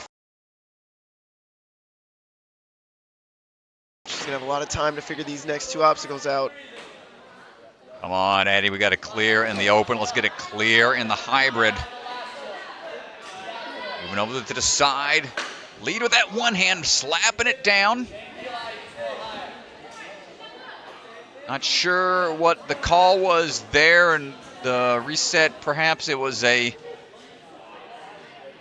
judgment call on the floor. Looked like, I couldn't tell if she might have tapped down with a foot. The foot was out of range of our eye line, so maybe it's something that the judge saw on the floor instead. But Addie trying again. Try number 2. 1, 2. Now looking for the dismount.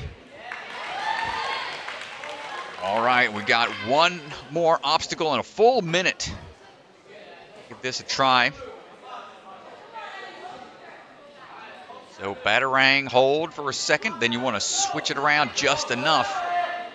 Get a full catch, and you've got to swing a little bit more. We got time to spare. Addie Herman does it again. Ladies and gentlemen, a clear in the hybrid, putting her into 1st place. I'll be right back. Let's hear from the floor and Addie Herman. Well, Strat's going to have to go down and talk to Addie. Great run.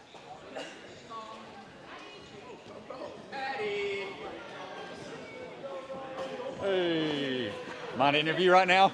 Yeah. You good? I'm good. Woo, great run, man. Thank you. Holy smokes. How you feeling?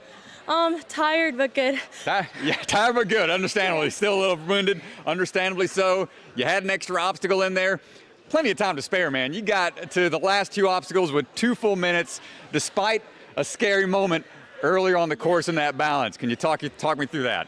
Well, obviously the first round I tapped it open, so this round didn't really have the technique from open. So tried my best. After the first 2, I was definitely scared. Just focused, put it together. Thankfully, I had enough time at the end, so overall fixed it.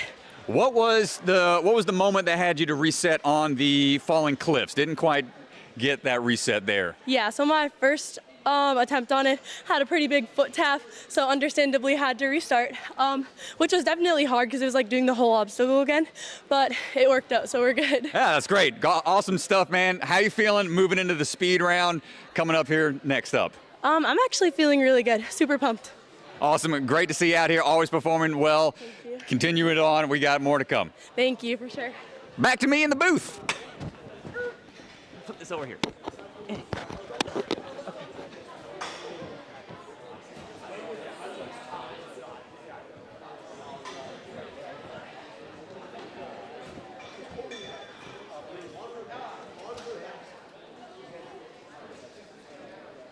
All right, folks, we got one more to go. I'm going to try to do my best to carry the voice here for Mr. DeGangi. If y'all paid attention to the, let's see, where was it? Traverse Season 2, I was sounding like a bullfrog by the end of that one. Whatever got me there, it's getting DeGangi here. But right now, Emma Pereira is going to close things out here for the hybrid round of women's division. On now for the trapeze bars. Emma coming out of the Jungle Gym down in St. Petersburg, Florida. Up and in. Seen this give a lot of folks trouble today throughout the open and the hybrid. First time we've seen women try it out. No problem for Emma, though. Quick work that one.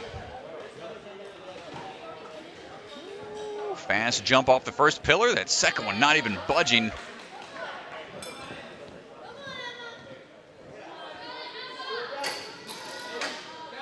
Good slide down, immediately transitions through. Back and forth, couple extra swings. Pushing through the doors. And man, Emma is just on a tear right now, just very confident with her approach. Knowing exactly how much energy to put into these jumps. One more to go here. Ooh, and undershoots the heart hook. Try again. Tough move to make, especially on that unstable platform that they have to jump from.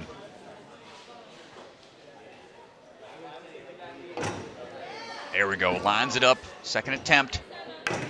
Shimmies over.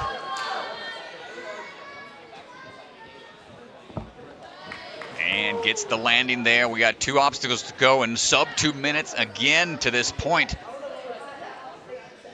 Last few athletes have been cruising.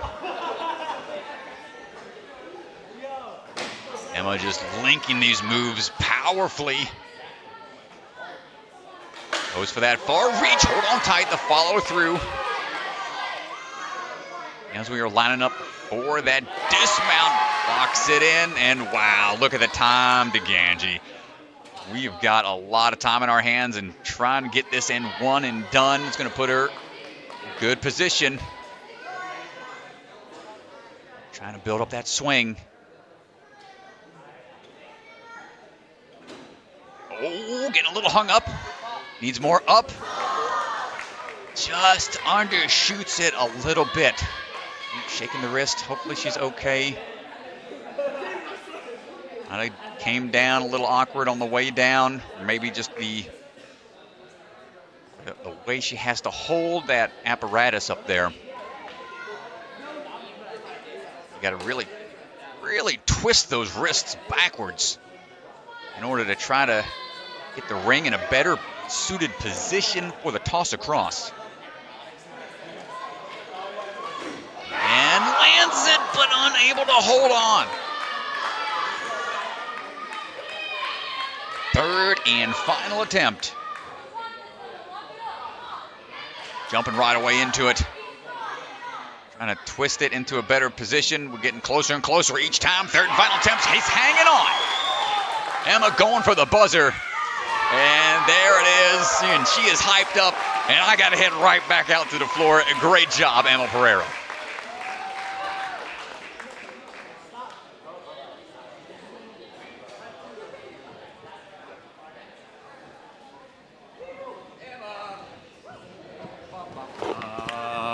Nice job. Here, good to go. All right, great work. I'm gonna let you catch your breath a little bit, okay? I know that was a really tough course, especially there at the end. That was wild. You had so much time to get there. but you had to use all 3 of those attempts. Yeah. Tell me what's going through your head right now.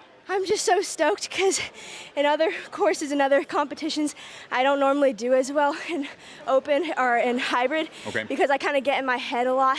But today I'm just like, when I set the starting platform, I'm like, you know, I'm going to go out there and be confident on those obstacles. And just, even if I don't, not 100% on the obstacles, just full commitment to them. That was a great mindset. What do you think caused that mindset shift to happen? What do you think caused that shift? I think going from the aspect of just wanting to win a lot, changing to the aspect of I want to go out there and do my absolute best because my family pours into me for this. The community is amazing, and I just want to come out here and have fun. Dude, that's such a great attitude. Come on, man. Let's hear it. Let's hear it for her, man. Awesome job. Wrist that hand. I saw you grabbing the wrist a little bit on the way down. Did you jam it on the ground at all? No, I was just trying to loosen my forearms. Okay, good. You gave me a little bit of a scare, but great job, Emma. We got more coming at you here in a bit. Speed round coming up. Thank you so much. Awesome job. See y'all back in a bit. Whoop. Nice job. Nice job.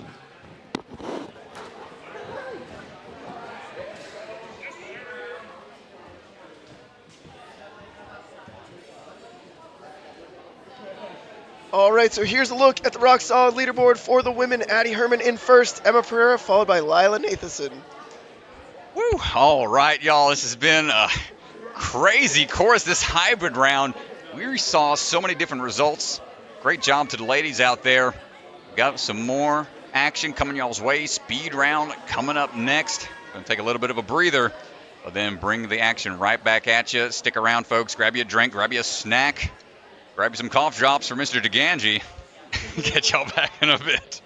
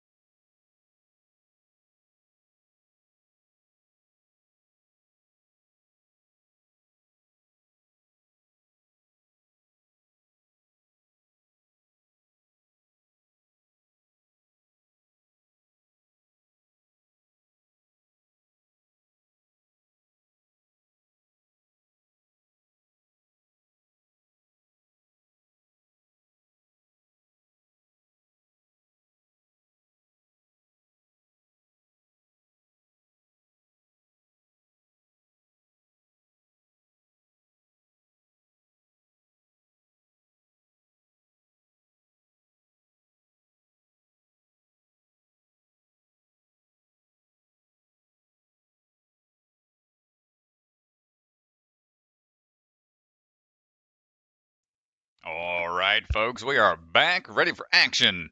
For the speed round, athletes have finished their visualization processes. They've seen the course. The rules have been given. And now it's up to these athletes to try to run through this course as fast as they humanly can. Speed round. We'll have the rules. We need to cover the rules real quick if you're unfamiliar with how this goes. It's all about speed here in the speed round, hence the title. Got to go as fast as you can. Falls don't count nearly as much as they did in the previous rounds, mainly because penalty for falling is that 5-second reset time that you have to wait. So that's eating away at your clock as you try to run the rest of the way through. They've got 4 minutes to get through 10 as you were. 3 minutes, 5 obstacles, or 5-second reset time and 7 obstacles. I'm all over the place here. Talking too fast. Silas Snyder making his way through the balance. Slight slip up there as we try to get set back. Going across the dancing stones. And there we go. See the rest of the Rock Solid crew waiting on standby for the reset. On to the falling rings. Great job. Little sideways tic-tac off the wall.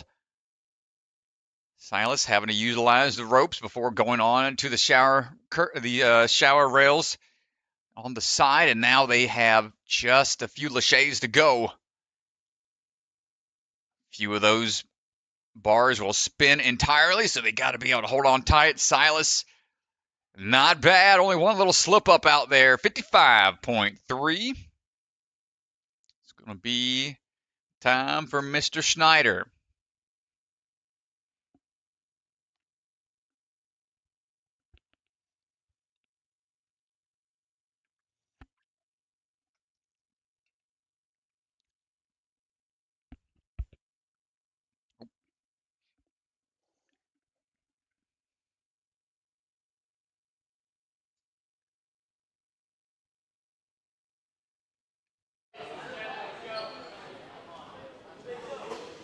All right, coming up now is going to be Luke Dillon. Luke stepping up to the plate. Along the bottom of your screen, you'll see as the athletes finish their runs, cumulative score will be added up. Quick climb up top as he jumps over, under, back to the start. Clear for 1.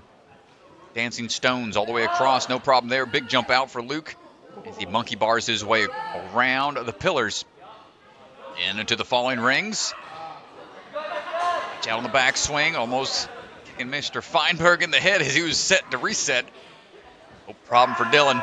Going into the ropes, 1, then 2, dropping down onto the shower handrails.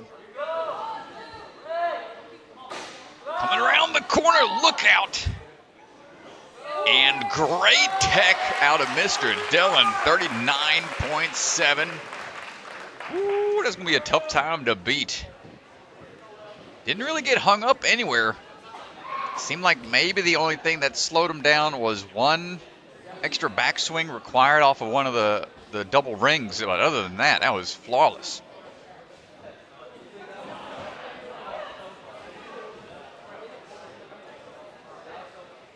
And maybe that pause was probably necessary depending on how he grabbed it as well. So who knows? Next up, William Schlageter ready to run. Kendama master in the making. Chalk in the eyes, wants to clean them out before chalking back up. And we're off. Got to climb up top of that platform, find your way underneath. Monkey bar your way back before heading on to those dancing stones. It's that transition, but the one just went a little cross-legged, tried to go for crisscross applesauce. There we go, lines it up a little bit better that time now for the out and around. Quick work of the bar works. Taking the rings out, but needs that backswing to adjust for that drop down.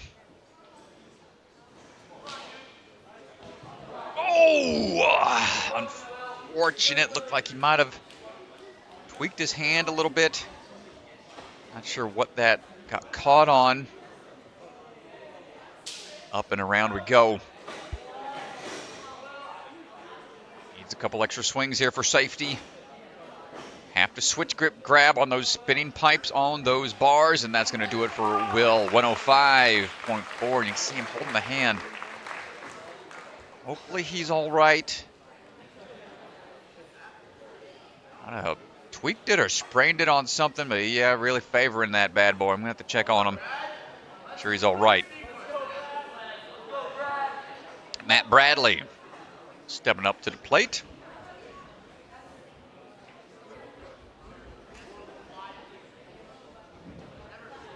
And we're off onto the speed round, under barn through. Quick transitions across and a step down off to the side. That dancing stone. Oh no, and he jumped the gun. You got 5 seconds. You have to wait for the on you. Almost a scary spot to be in. Matt's going to have to pick up the pace and try to make up for some lost time. Ooh, a little bit sideways. Gets one, then two. Tic-tacs off that wall. Spider-Man action before moving on to the ropes and the handrails.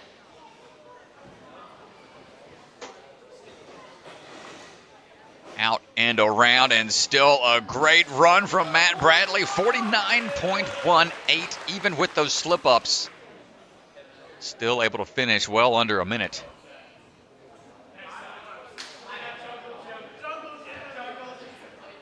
Coming up now is going to be Josiah Papel.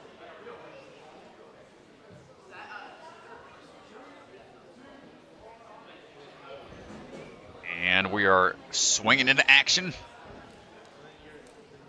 One was a quick little match tech to monkey bar his way through. Seen a couple people take slips off of those dancing stones. Not for Josiah, though. Quick turns. Grabbing those rings mid-air before they even have time to slow him down. A little hung up there on the turnaround. Doesn't want to crash into the power box as we are working our way onto the handrails. Big pull up for Josiah. Looking for that next move around the corner. Linking these all the way through. Might get the fastest time right now at 36.73. Josiah sitting in first right now. That new time to beat.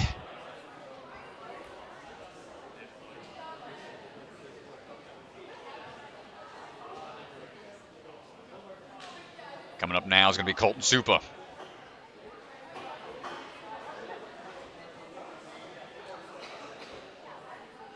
And the first obstacle getting counted down, and here we go up to the top. Dropping back down, big swing, needs a little bit more of a hip back to get that swing lined up just right. Good footwork across.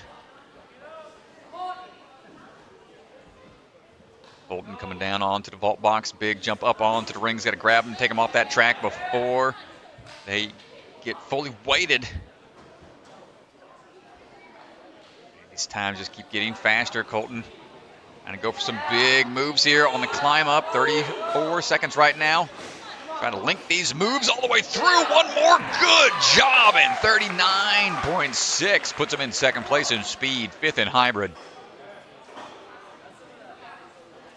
Nice job, good. You know, it's great to put the pressure on the rest of the field as these athletes keep going. That time just starts to get tighter and tighter.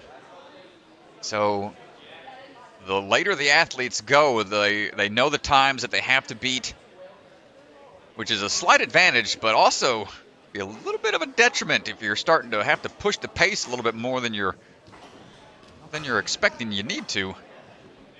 Jackson on the move right now. Fancy footwork across those dancing stones. Quick transitions across the bars and around the corner. Rings off both ape hangers, stronghold obstacles up and around. For the handrails, and now onto that final lane for the Link Lachey's. Might get right around that 30-second mark. 31.4. My goodness, I didn't think it was going to be possible get faster than 35, but woo, he was cruising out there.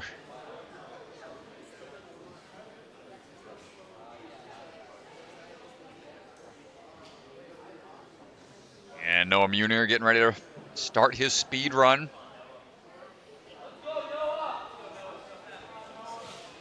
He's got that tape reapplied to the finger.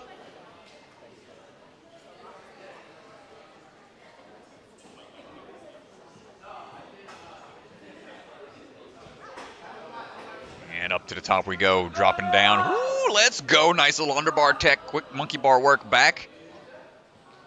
Careful on that one unstable dancing stone as we work our way through. Hand over hand. Woo, going to 1, then 2. Doesn't need both. Wants to keep on cruising, looking for a sub 30-second time potentially. It's going to be close. He's going to have to link these laches on the last lane. Get it? Oh, man, 33.4. Great run from Noah. Looked like he was on pace for a sub 30 time, but it might be out of reach for these athletes. See what we got. Bill coming up right now. Mr. Folsom. Up and around, dropping down. Staying locked in on this one. Quick little Gibbon swing, one hand after the other. Great work. Tangled up a little bit, foot transitions around, able to dial it in. Coming up and around, what a transition around the corner. And goes for the finish. Is it a sub 30 time? 29.6, the Ganji. I'll be back.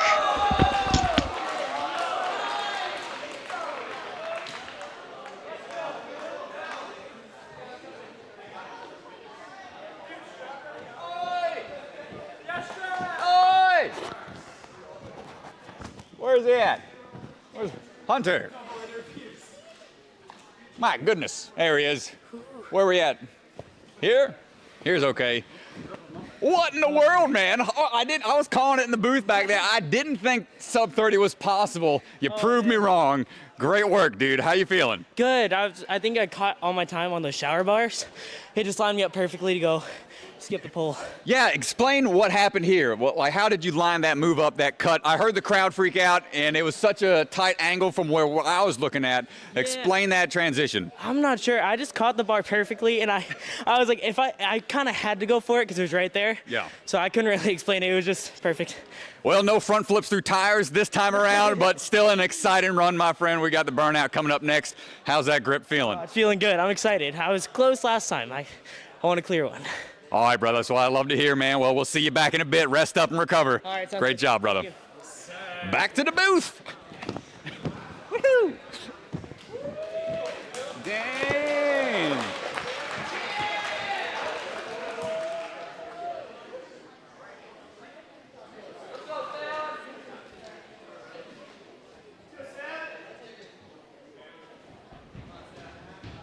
All right, back just in time. Mr. Folsom. Younger brother just set an incredible pace. Sam's going to try to match pace with the younger brother. See if it is doable. So far, so good, Mr. Folsom. Taking the rings off as we swing through, cutting around that corner. Watch that sideways tic-tac. Not much time wasted there. Big leap out, skipping a rope. He's got to take a big pull up. Ooh, peel around. Getting hung up a little bit on that transition, so might not be able to get it. Still working for it, looking for it. 30.4. So close. Right on his heels. Great run from Sam. Really needed that after that rough run in the hybrid. 8th place in hybrid, but 2nd in speed. Excellent job. And here's a look at the leaderboard from the Rock Solid Warrior results, brought to you by the Bucket of Chalk. So here we are. After those 2 rounds, we're looking at Phil Folsom sitting strongly in that lead position with 20 points. Very rarely do we see a clean sweep of first place all the way through. So Phil has that opportunity to take a very rare victory, a little feather in the cap, as it were. Noah Munir, Jackson Erdos tied with 16 points, have the possibility to take that spot away from him, not let him get that full sweep of the first places. And Sam Folsom right there, 12 points as well. So we got some more action coming your way in a bit. The women's speed round getting ready to go in just a second. Making some slight variations on the course. And then we'll be ready to go in just a few. Thanks again, everybody, for hanging out with us all day long in the live stream. If you're watching this at a later time, appreciate y'all as well. Don't forget, if you haven't already, folks, like the video if you could. Really helps us out, get the word out more about the sport. Just continuing to just bring more awareness to what the sport of ninja is all about. You can see how supportive the community is and everything we're trying to do. Just increasing the skill level of these athletes, man. It is so fun to see year in and year out. All these athletes just coming up with new moves. And then course designers incorporating those new moves into these courses. So very cool to see. And it looks like the women are getting the walkthrough one more time for the changes that have been made. And until that time comes up, we're going to have just one look at the sponsors' graphics here, if I can take that down.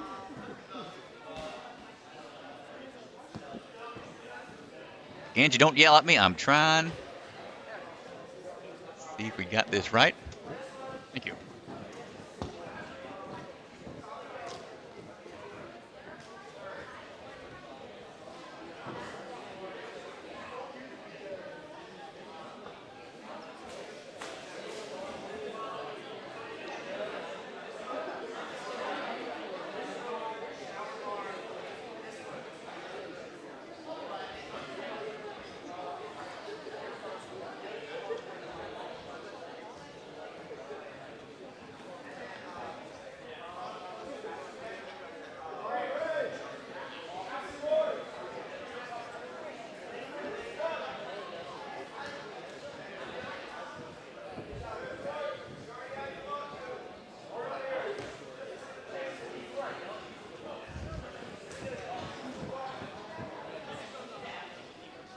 All right, folks, looks like they're clearing things out, and athletes getting ready to go.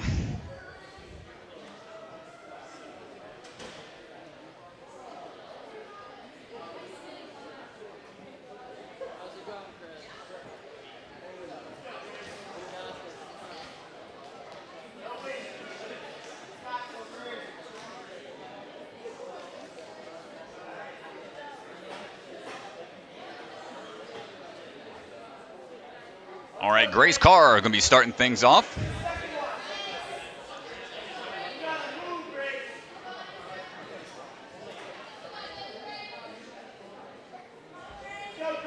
And here we go, Grace on the move, climbing up to the top of the platform.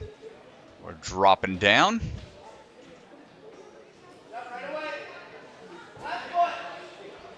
And now on to the Dancing Stones, working our way across. Oh, and stepped off. We're going to have to... Actually, I think we're good. We're going to be... Might have been a miss fall. That was corrected. Nice. We'll have to adjust that in the scoreboard later, but Grace moving on. Needs one more backswing.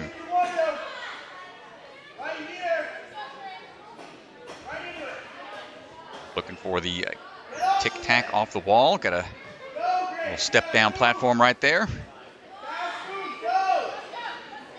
And those handrails on the side, swinging through. Got to work her way back up and around. For the Lachey's.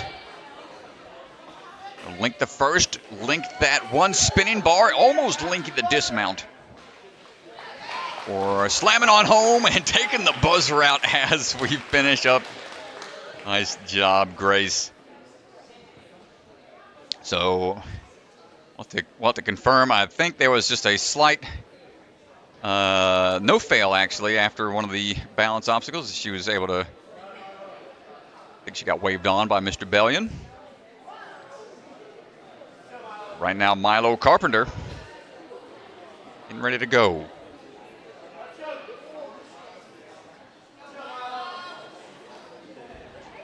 And we're off. Milo climbing up, swinging around, looking for the drop down, back onto the monkey bars. And now the strides across. Keep that control.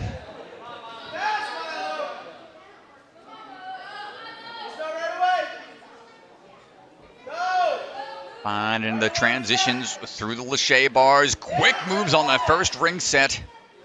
Second one going to take an extra swing back for safety. Or moving around onto the sidewall.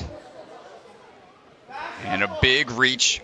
Swinging out, trying to save some time if we can. Looking for the dismount.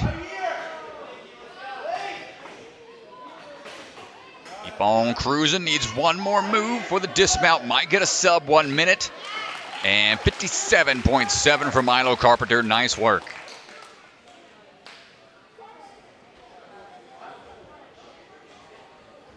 All right, Kaylee Giron getting ready to go.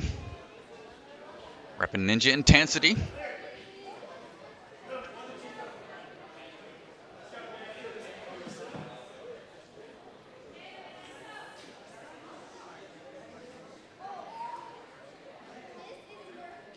Kaylee getting counted in right now and climbing up to the top.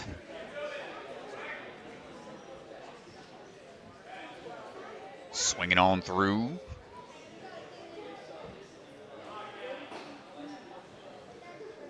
And stepping across, maintaining the balance and the forward momentum. Great work.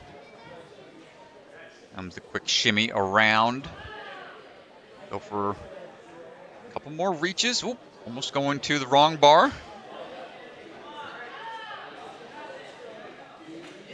Good transition right away off that first set of rings. Get one more swing through for the landing. Nice job as we find that tic-tac maneuver right there as we work on our last two lanes. Big swing from the rope down to those handlebars.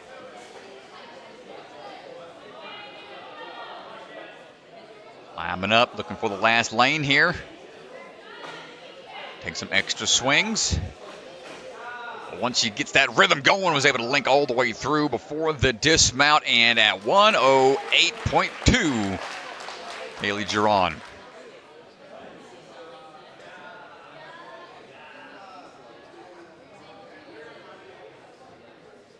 Speed courses, typically tough to design. I know a lot of ninjas generally hate the fast footwork required of some agility style obstacles. So we're seeing a lot of flowy upper body type courses, a little bit of lower body mixed in. Such a gamble sometimes working with the tricky balance on the floor. Right now, Joy working her way through. Ooh, off angle step there for that one upside down dancing stone. Try number two, better control, but stepping off to the side. All right, Joy, slow it down. Hey, not quite able to dial it in. Tough break, Joy. The dancing stones claim a first. The 3 and done on the course still applies for the retry system, so tough break for Joy. Peyton Myler on the move right now, climbing her way up to the top and shimmying her way around. Saw a really strong run from her in the hybrid. axis. Going to have to reset and try again.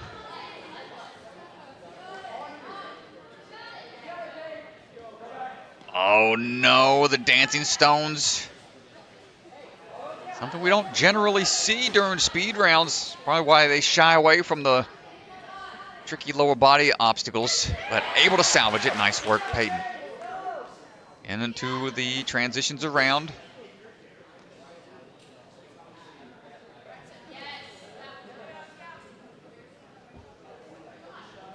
Yeah, nice work before going on to the swinging rings. Up and in, hold tight.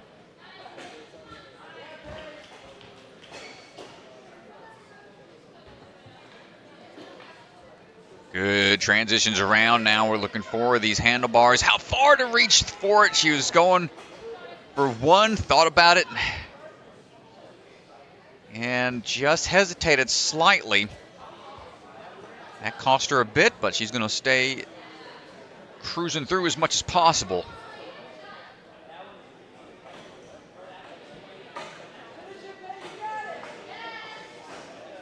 Hold on tight, nice grab on into that spinning PVC pipe. One more swing through, and there's the clear at 139.1 for Peyton Myler.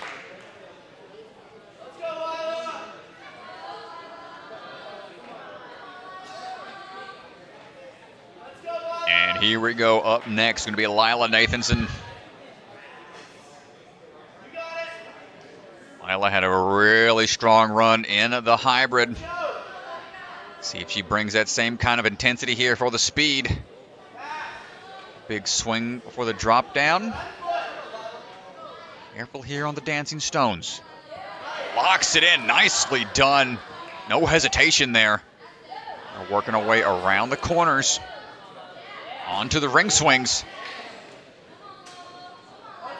Big backswing and a lot of height there for the dismount, needing to get his sidewall approach figured out. No problem there. Right away on to the ropes and handlebars. Pulling up to the last lane to try to link these laches. One more, needs a little bit more of a swing for the dismount, and coming down hot at 48.5.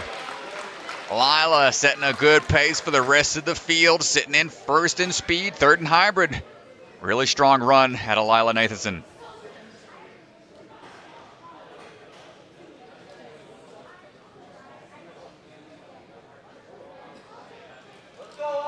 And coming up now is going to be Akshara Papu. Jumping straight up. Not utilizing that side handle. Okay, got a quick dismount. Try to turn on the jets a little bit. Think, ooh, we barely got through that one. That dancing stone looked to be tipping over pretty quickly, but able to get out of there. Well, that foot grazed the carpet. Back and forth we go. Up, big swing. Going to go ahead and dismount right away. Akshara setting a great pace here. Not slowing down, not hesitating whatsoever. My goodness, look at this. DeGangi, she is just flying through here. Going to try to link everything. Come on, Akshara, let's go. 40.6 seconds. Impressive work. I got to go hear from this athlete really quickly. Be right back.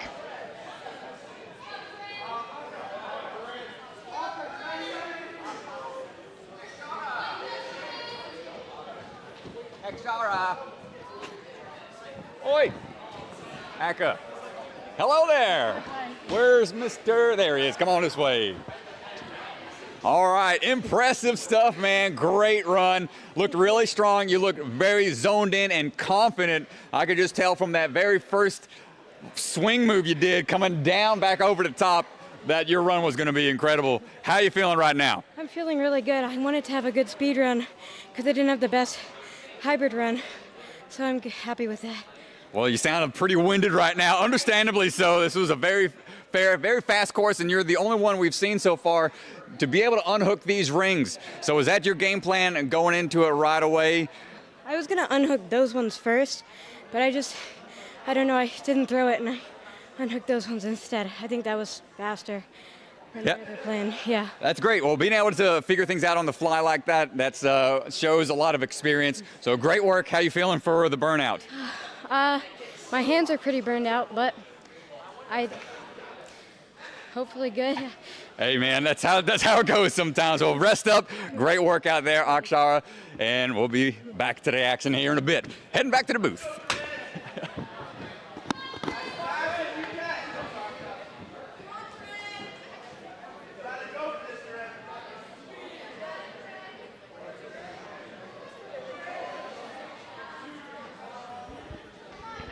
And we're back in the action here. Corinne Capriati on the move.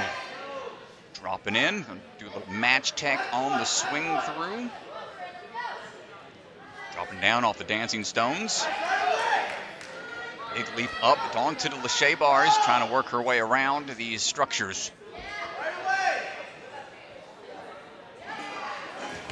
Oh no! Unfortunate. We got to be a quick reset here. Reset team in action. Nicely done. Only had 5 seconds to try to get that set. Tight, able to salvage it.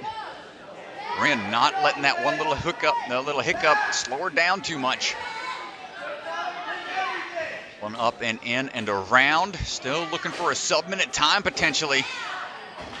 Great work hitting the buzzer right there at 51.7. Going to put her into third place for the speed.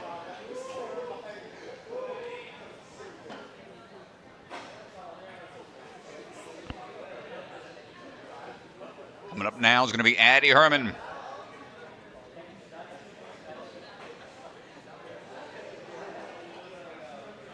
Addie making sure everything's good to go. Got Matt Bradley over there helping out, making sure the shoes are clean. Can't really clean the shoes yourself when you're all chalked up, ready to go, so not bad to have somebody helping out. Addie on the move. Climbing up and over. These transitions back to start.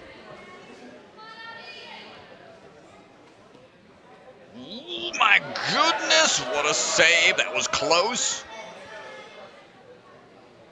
Just happened to fall into the right direction. Big leap up. Ooh, going with the one ring switch.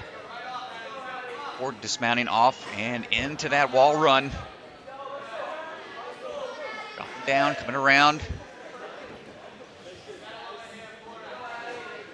Climbing up, using a decent leg lock to help assist with the transition around the corner. And links on through and dropping on down. Gets the clear at 47. And .08. Going to put her into second place for the speed. Had one last runner to go. Emma Pereira standing by.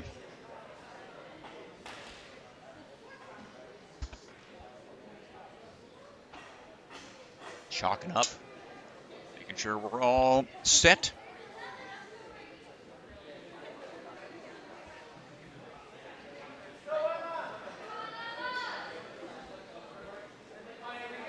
Emma standing by to go, and we're off. Last runner here. Women's division for the speed round. Transitioning through, getting hung up a little bit, needed one extra swing. It's okay. Working our way around the dancing stones, back up on to the swing through. Down into the swinging rings. Transitions, but wants a little bit more swing through and gets that transition down quickly into the wall run.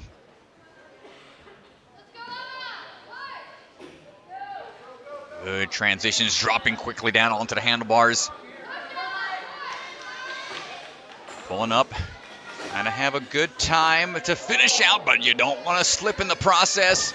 Quick little bicycle kick to help finish out her run, 50.73 for her speed round, putting her into fourth place on the speed, second place on the hybrid. Nice run, and here's a look. Here's the men's leaderboard, brought to you by Bucket of Chalk. Once the women's scoreboard gets updated, we'll bring that to you. Remember, scores are cumulative. So Addie sitting in first in hybrid, second in speed, 19 points right now. And then you've got Emma and Lila tied with 16 points. Moving into the burnout. And right under them, they have two more people tied at 12 points. So going to be a little bit of a toss-up here, burnout round. Pretty important. But until then, take a little bit of a breather, and we'll be back with the action to finish out qualifier number 4 here at Rock Solid Warrior. Back in a bit.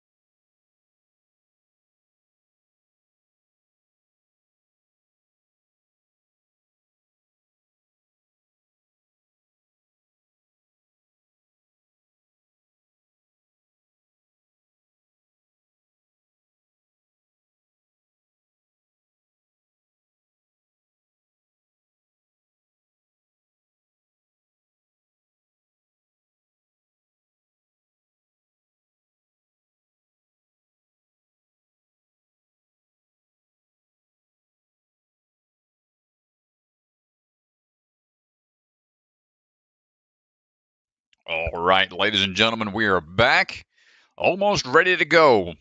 And it's going to be the final show of the night of the burnout course. Here's the rules. These courses focus on upper body endurance and grip strength and power. Time limit is always 5 minutes. No retry system here, ladies and gents. This is their one and done style of a course run.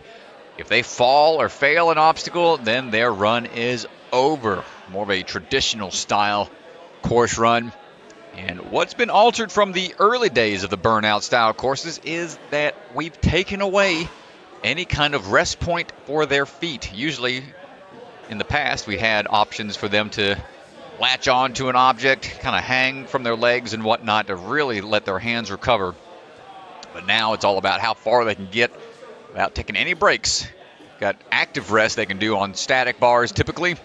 Outside of that, they don't have many ways to fully recover.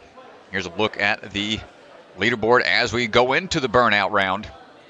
Noah and Jackson have the opportunity to take away that top spot from Phil. Still, it is possible. A lot of shaking up we can see in the final round here. Burnout's going to count just as much as the others. It always comes down to this.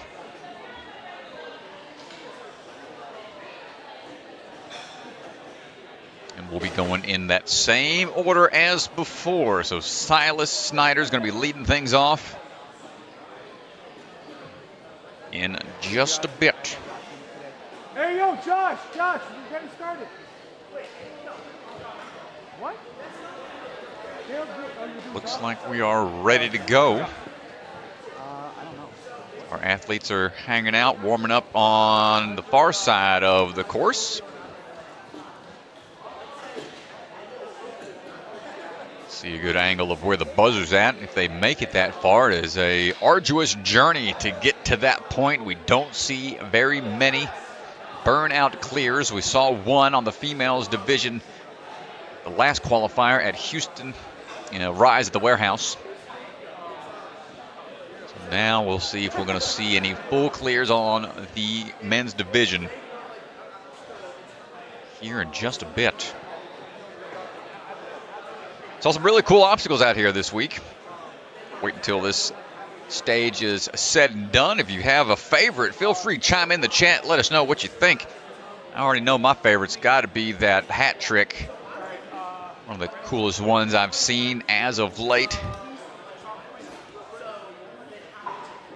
And first up, as he is looking for some last bit visualization.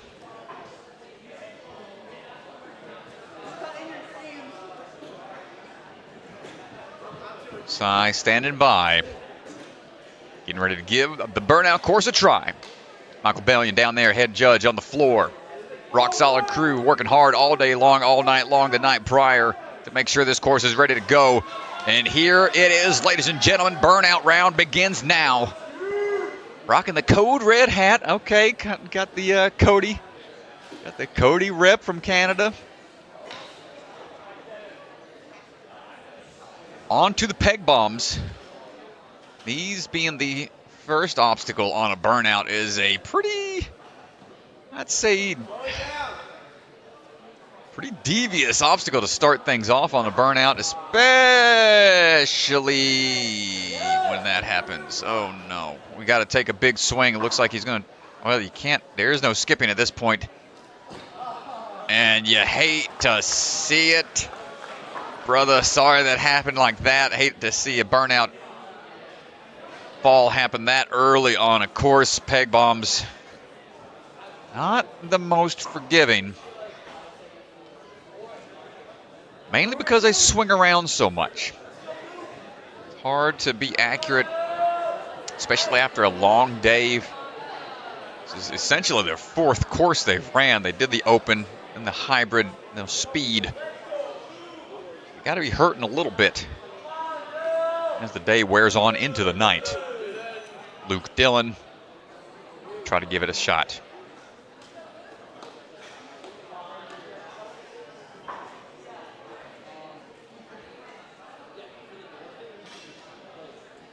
Trying to get some final clarification. And if you look at the bottom right of your screen, you got 12 obstacles. Those is a tall order. See if anybody can get through all 12 on a burnout with no rest.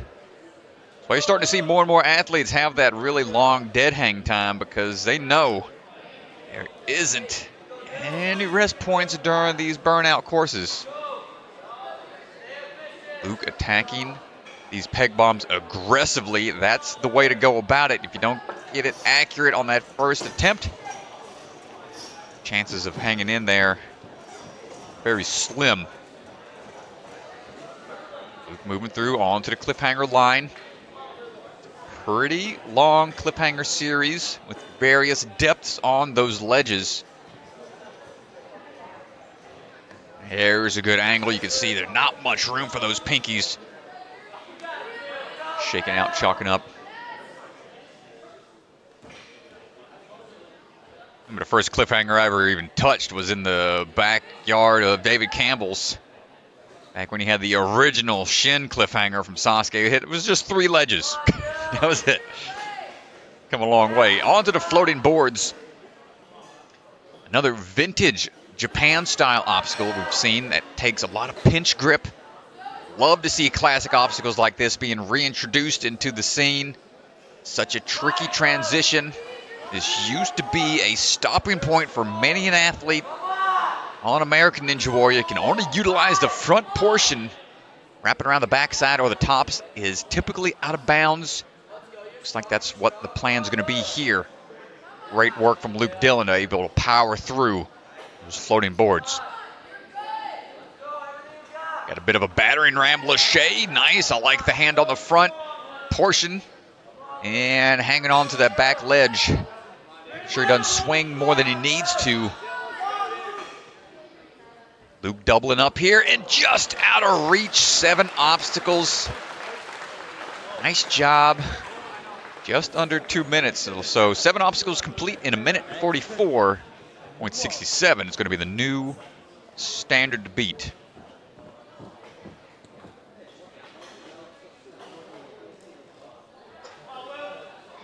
And William Sloggeter ready to go.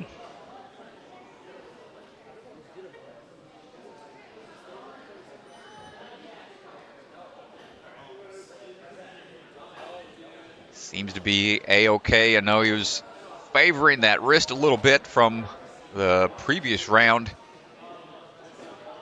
Let's see how he holds together. Now here on the burnout. Up and in. Peg bombs. Want to be quick. And try to land those pegs just right. Come on, brother. We'll try to take a second here to let that one steady a little bit. Change those hand positions a little slightly. Ooh, almost got it.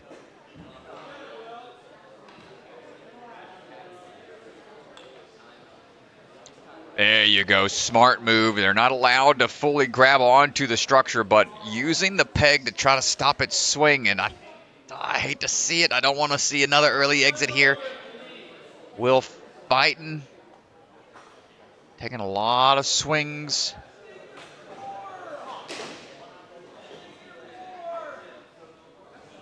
Oh, and that's just not going to do it.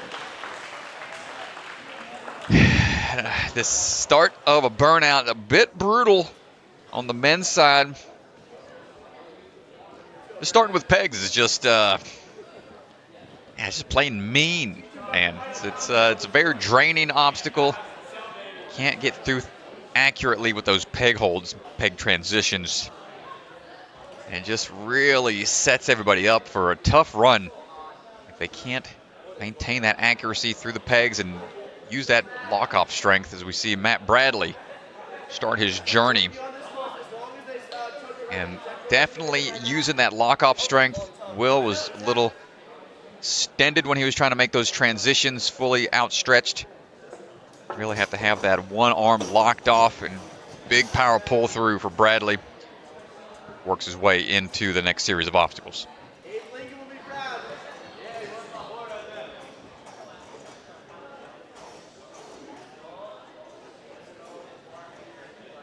On now for these cliffhanger ledges.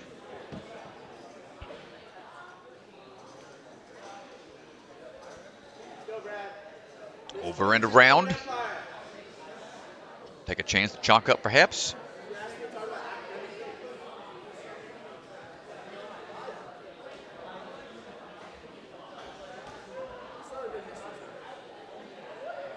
And on to the floating boards. I tried these before. Back in the day, I tested back on stage 3. I want to say it was season 5, potentially 4, 6. I can't. One of the years I had them. As soon as I jumped up on there, I back flopped immediately. It was not easy to hold on to, folks. Matt showing us how it's done. You want to make sure you split the difference between the two. Confident with the leg lock on the front side to be able to lean back a little bit, take some of that pressure off the fingers, save some for later. And transitioning on now for the battering rams. DGS obstacle.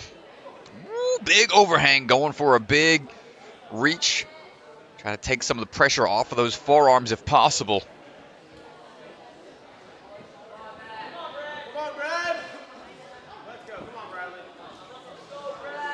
Ooh, cruising through here. We're moving on, but the T-handle just out of reach. But quick enough to take first place away from Luke Dillon.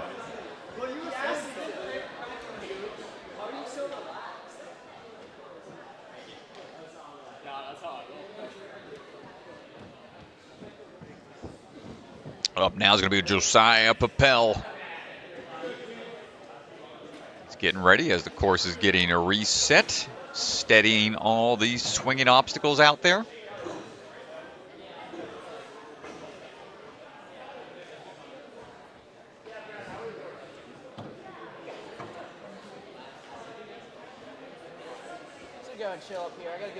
And well, the story going into this event today was Josiah having the streak, starting back in bucket of chalk, going in to Rise at the Warehouse, taking first place at both of those events, and then taking the top spot at the Premier Series of WNL not too long ago as well. So he's still fighting for a little bit better of a position, but first place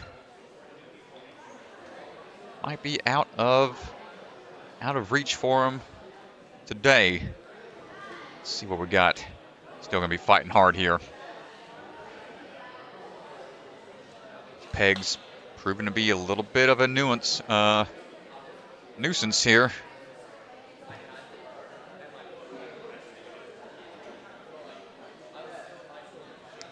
And the frustrating part about these is how much those pegs could potentially get stuck in there. You needed to give it a little twist potentially.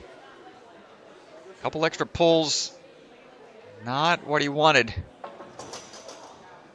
Oh, okay, look at there. We're going to go ahead and skip past, but okay. Underneath and a big skip from the pegs. That's going to save him some strength for later. And that's a pretty big beta break. See how the rest of the athletes use that information on their runs coming up. Thin ledges here. Side looking still calm and collected. Not a lot of pain on the face right now.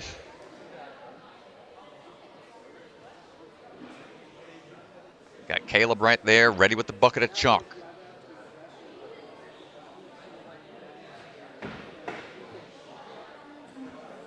And moving into the floating doors. Some have a little bit of a lip there on that one side, but other than that, it's flat, so you don't have much really pinch and grab onto. Foot gear is equally important, and these aren't really long doors, so you got to stay scrunched up a good bit, especially the taller athletes. Josiah feet are barely pinching on at the base of that last board. I like that approach. Just kind of taking some time, utilizing those feet, and oh no, unable to hold on to the big barrel. That's going to do it for Josiah. Just unable to maintain the grip, a little bit of a slip there. And just going to do it for his burnout run.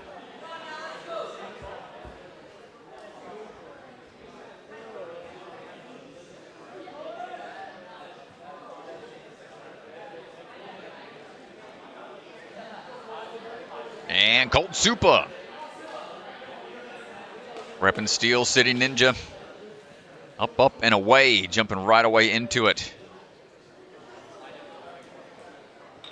We work our way through those first couple of pegs.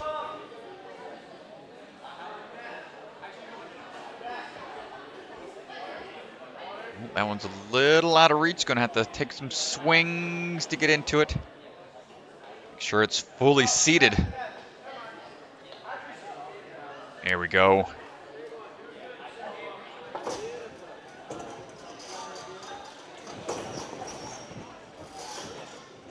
Hold on tight, chalk up a bit more.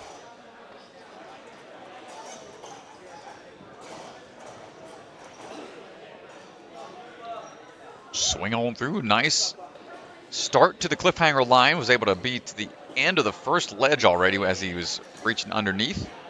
Make those transitions across. Got good swing tech with the legs, making sure every hand move is in coordination with the knee drive, a little hip drive, help with the pull power. Try to conserve that strength a little bit. A little bit more bucket of chalk.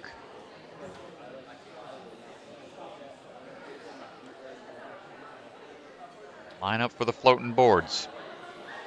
Ooh, taking a big swing on to the second one right away. Going to bypass that first one. Ooh, going with the lean tech. Having to reposition those hands. And no, slipping down. And just like that, folks, the pinch grip on those floating boards definitely can sneak up on you really quick. And you see Colton just looking at his hands like, what happened out there? Hate to see it. But that vice-like grip, we see a lot of the vertical limit type holds, the reverse grip underneath grabs people have been focusing on. But the vertical bookend style grabs, especially on those floating boards, don't see too often. And we've got the co-owners of Bucket of Chalk watching his chalk being utilized to the maximum benefit here from Jackson as he is soaking up all the pores that he can to ensure no sweat is going to get on any of those obstacles.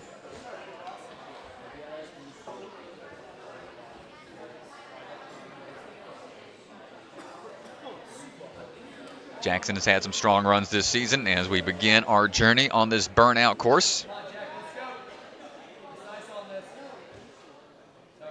Ooh, steady it, nice save.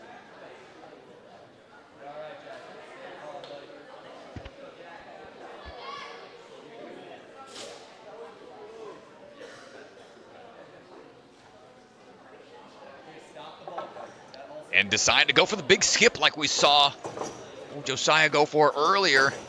And nicely done. Looked a little in trouble for a second, but made a wise decision. Was able to figure it out. Skate on out of there.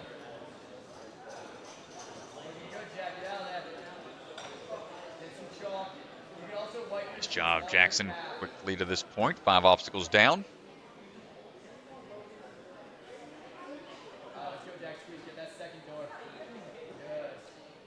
Looking for a good finish here on the burnout. 3rd and hybrid, 3rd and speed. A lot of lean on that one door. Be bunched up, hold up high if you can. See how weird the hand positionings are. Get those feet moving forward. Nice. Shoe grip really comes into play. Nice job. I like that. Tried to hold on to that nunchuck behind him. Sent that arm just swinging all over the place. Ooh, come on. Action. Jackson looking for the T-ledge here. He's got to take these big swings. And oh, he tried skipping to the ring. Looks like that might be the play.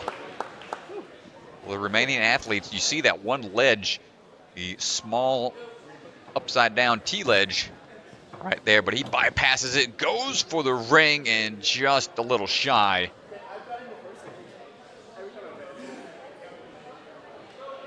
At 9 points, 9 obstacles completed. Jackson putting him in first right now. 26 points.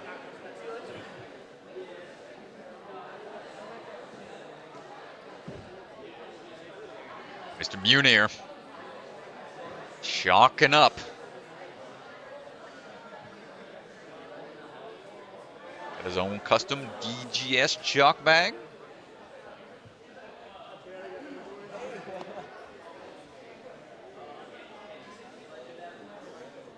Sure he is good to go, and the assistance from the crew. Make sure the shoes are clean. We'll need clean shoes on those floating boards. And we're off.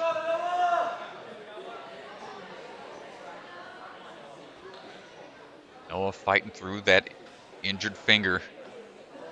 Showing a lot of guts and determination here as an athlete, not letting something like that hold him back.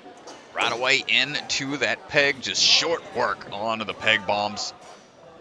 Lining up for the cliffhanger. This one might be a bit of a strain on that one finger. Taking a little bit of a drop there. Okay. Back onto the bar for a little bit of a rest, a moment of respite.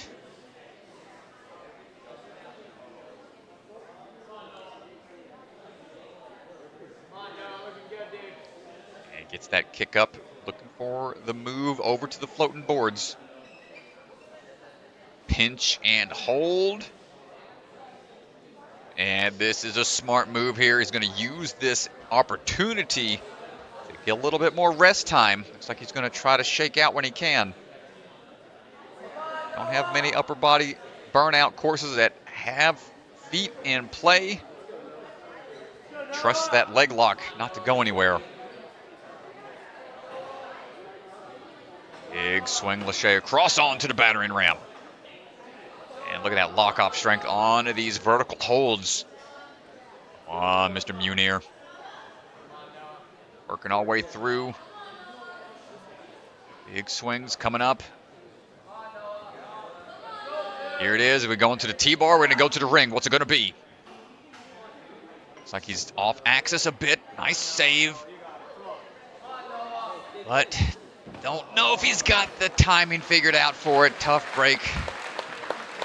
That's going to do it for Noah's run. Second place right now.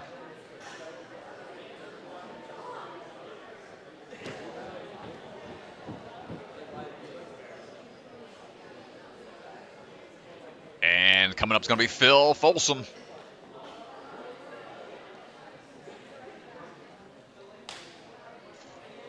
He knows what he has to beat. 9 obstacles. Faster than a minute, 51.58. Try to take that first place spot.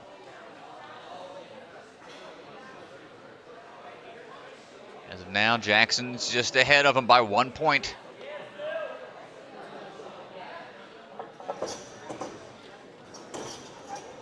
And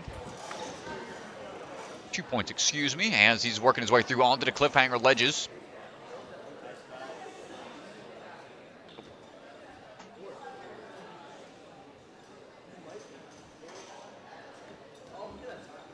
Working his way across. And there we go, 25 points now.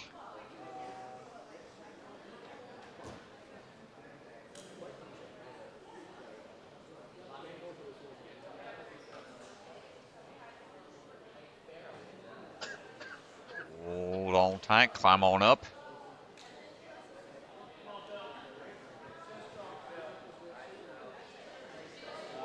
And that's a touch point right there at the end of the board. That's going to bump him back into first place overall. He's not done yet, folks. We got to see a clear of a burnout potentially. This is where the rubber meets the road. Gotta start squeezing with everything you got. You see him trying to build up that momentum already. Off axis a little bit. Those nunchucks. Vertical grip.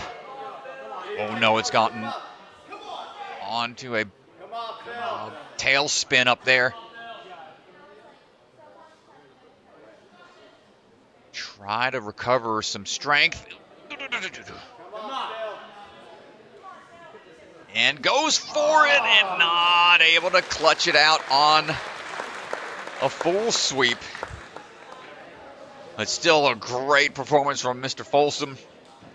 Sitting with 29 points right now. I'm pretty sure he's all secured that first place spot unless somebody else has the opportunity to jump in there, but I think that's locked in for him. Folsom getting ready to run.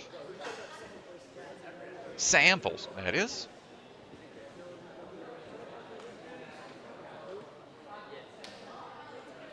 And we're off.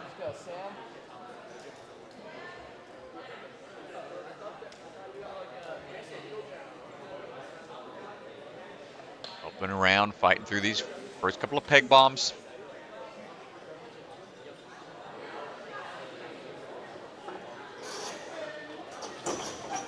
Problem there, going to make short work of the pegboard.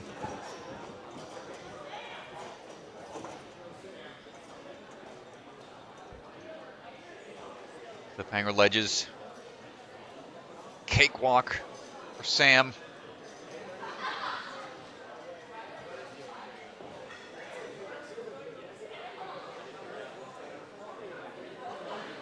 Chalk up a bit more. Knowing exactly how long to hang, how much chalk you need, how much shakeout time you need. Mapping all this out in your head prior to your run and then trying to stick to that plan when you're under pressure, under the gun. Tough to do. Sam swinging to that second door.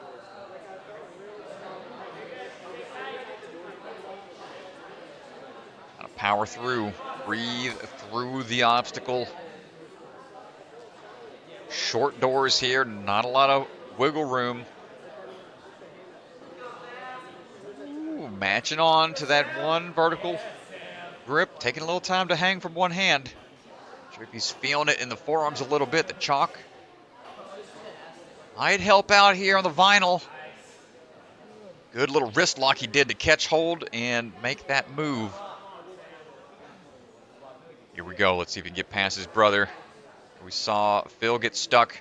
Sam goes for the reach and peels back. Not able to hold on. Bump him up into fourth place. And that is gonna do it. Sure. Be right back, folks.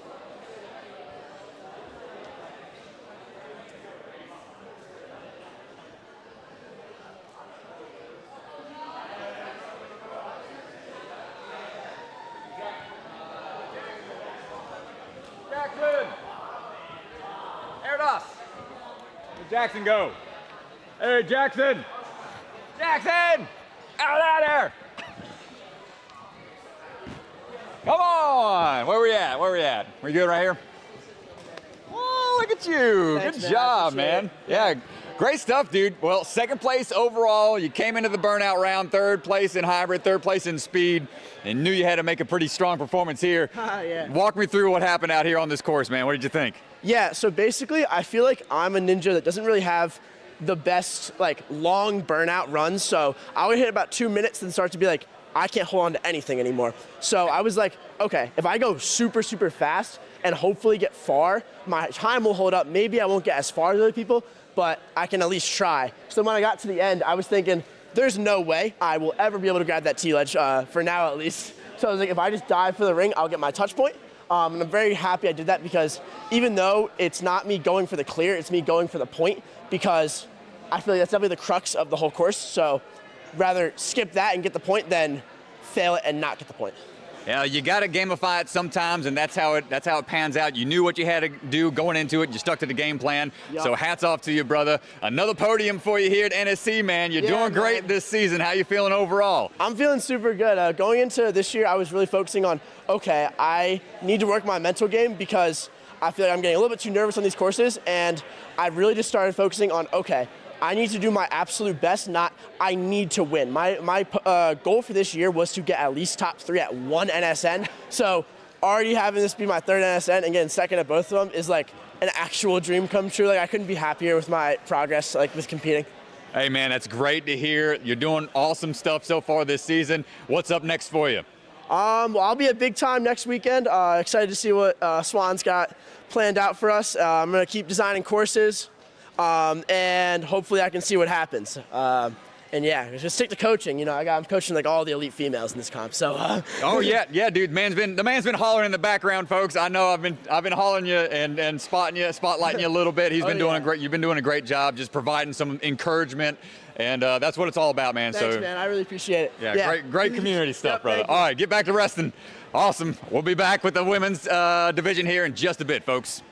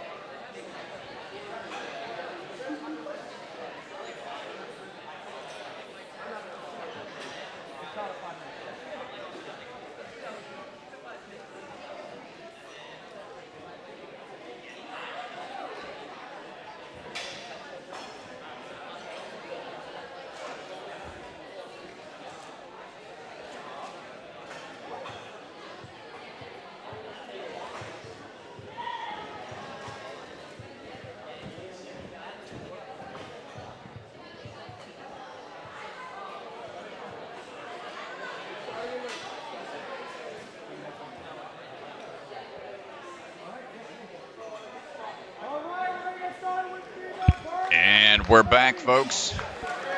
On to the final division of the women's side of things in the burnout.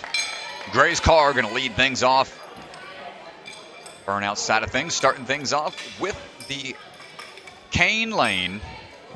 Different options going through rings. You got a tiny ring at the end. There, it's on to the spinning wheels. Here, it's going to be on a stable bridge transitions down the line.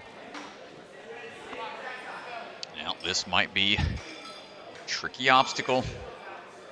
How far these are spaced out, but looking okay so far. They all swing independently.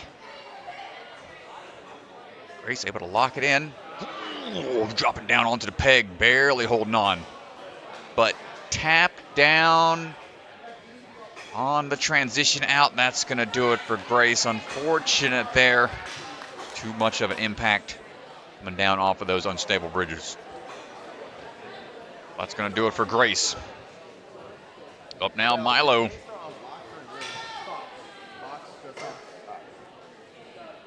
Last minute clarification. Milo Carpenter standing by.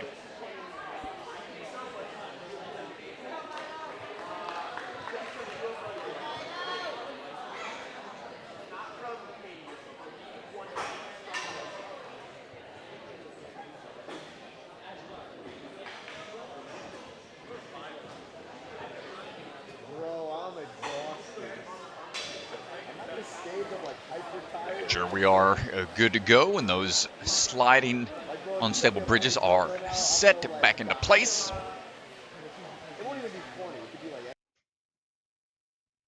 Oh, and we lost the feed on the first camera. Stand by. Milo is swinging her way through, folks. I'll talk you through it as we trying to adjust the cameras here. Sorry for the feed. Milo swinging her way through the canes right now, looking for the wheels. Goes one, then two, matches on to that first wheel, swinging back and forth. Trying to find that second one in hand. There we go, makes a transition. From here up to that bar, reaches, holding on tight for that first unstable bridge. Repositioning both hands onto the bar of dropping down, makes that first transition. From here, we're going to be moving into that second board, and we're back on track, folks. Thanks for being patient with us. Milo working our way through these unstable bridge type obstacles for the drop down onto the pegs and just out of reach. Not going to get there. It's going to do it for Milo's run. Apologize for the technical difficulties, but back in action. Should be good to go to finish things out. Kayla Giron getting ready to run.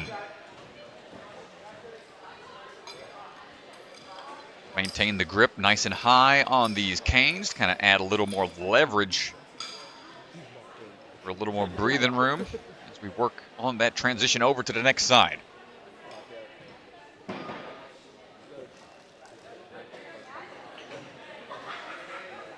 Makes the laches up and over.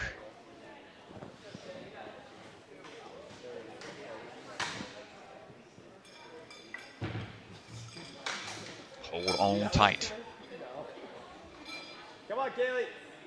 Lock it in. Jump. That's all she needs to the end of the track. Ooh, a little bit of a shimmy there.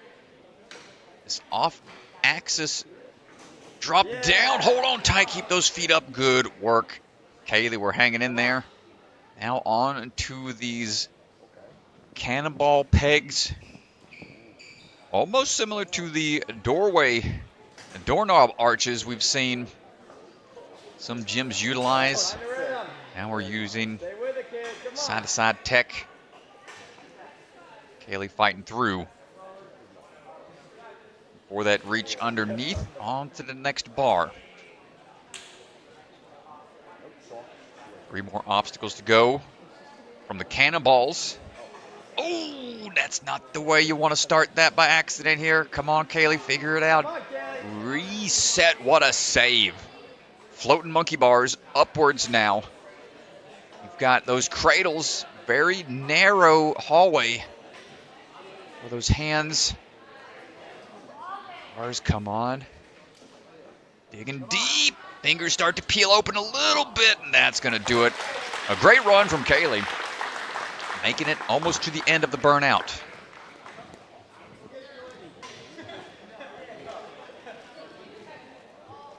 Coming up now is going to be Joy Wolf. Standing by, going to chalk up just a bit.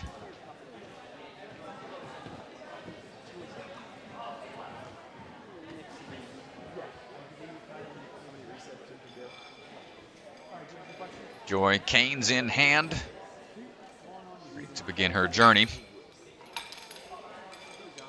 Working her way through right now.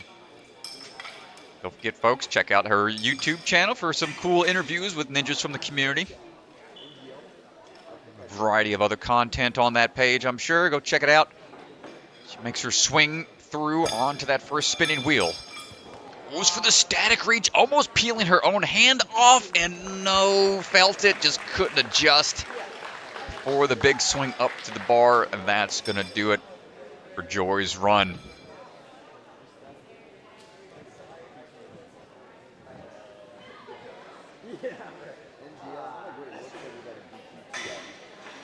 And Peyton Myler walking up, ready to give this course a try.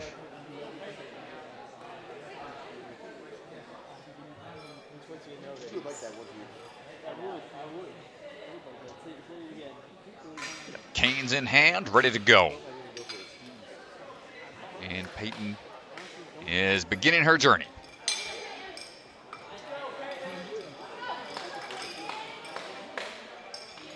Up and in, not too bad. Trying to change that direction to get that momentum built up. Put a little more, exert a little bit more energy. Up and in, good catch. And nice timing on of the reach to the top bar, or dropping back down onto these unstable bridges. Nice work, kind of leading out with one hand before following through with that backhand. And a good knee drive and lift really help save some pull power for later. We really want to engage the core muscles, hip flexors.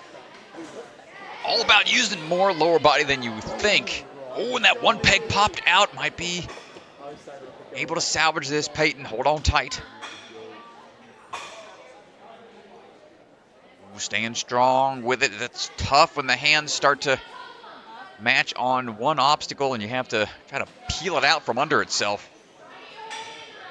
But we're all right. We're moving through. Side-to-side shimmies.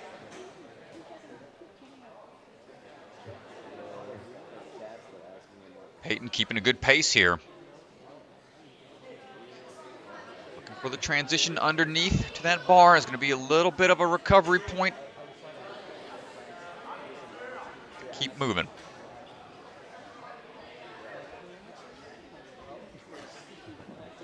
Saw Kayla get here and accidentally pull that floating monkey bar out of its cradle at the start. Peyton not quite able to get on into those monkey bars, but pushing on through pretty far into the burnout. And Lila Nathanson standing by.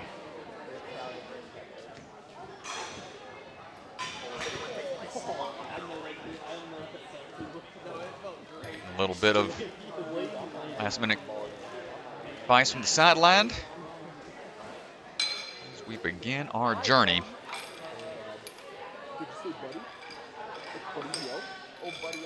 Isla coming out of the hybrid in third, speed in third as well. For the swings, that momentum built up just right. A bit of a bend in those arms to try to keep that momentum going the way she wants it to.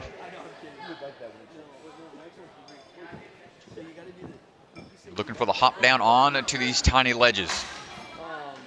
Shimmy it down the track a bit. What really makes this obstacle even tougher is the fact that it's not on a static obstacle. It's got those straps that it's hanging from, adding a little bit extra sway to the move. So she's trying to shake out as much as she can before attacking this long line of cannonball holds. Really going to put the pressure on that open grip, that open palm grip, where it starts to really dig deep into those tendons, into the wrist and forearms. But those type of holds usually start to drain your stamina to where you can't fully open your hand back up after holding on for dear life.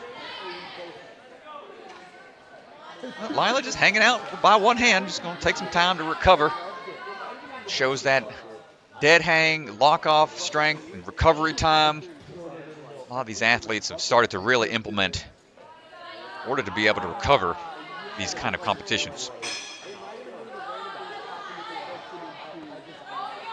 And she is just constantly shaking out, trying to make sure the hands are as fresh as possible for taking on this next obstacle.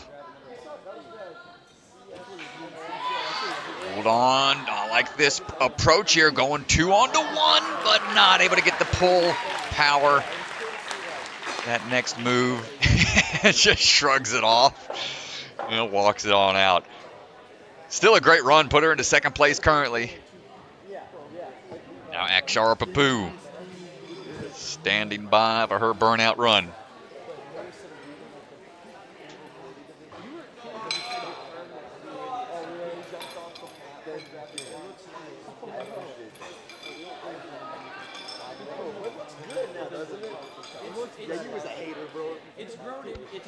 No problem on these first couple of moves with the canes. Taking 2 swings to get that transition over on the spinning wheels. Up and in, dropping on down. Tara's got some work to do. She wants to secure a top spot here. Really well in the speed. Fighting through the burnout right now.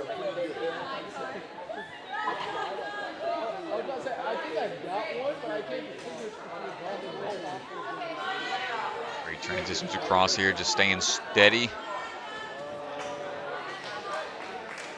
Moving through onto the bars.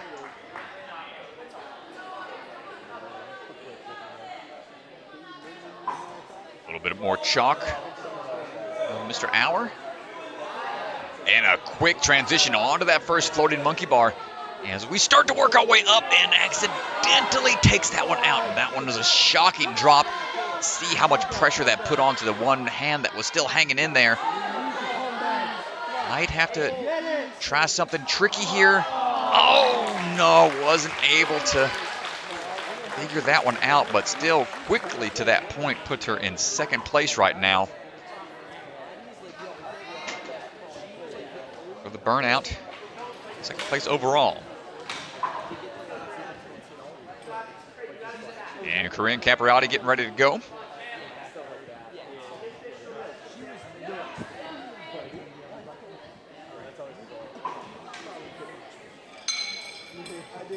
Ooh, careful. Make sure we're accurate with those cane placements to start things out. Saw a couple unfortunate early exits on the men's division. Don't want that happening here.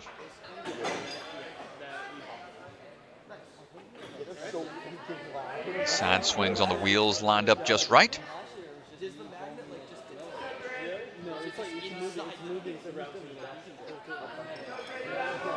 Some time to chalk up before dropping on down. This is a long series of obstacles here. Some powerful moves on the slides down.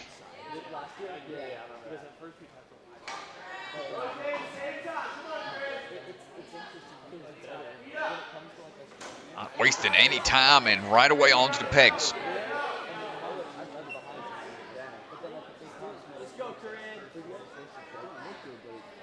onto the cannonballs. You can see, if you look closely, they do rotate. So if they are just off axis a little bit, they don't have that downward pressure all the way through on each one. They can get spun off to the side. And these athletes at this point in the game know what those cannonball pegs probably feel like. So we can attack them confidently without having to worry about that potential slip out. Open in. Next series of obstacles to the floating monkey bars. We've got to be careful here. Only seen a couple of moves made here. Earlier athletes.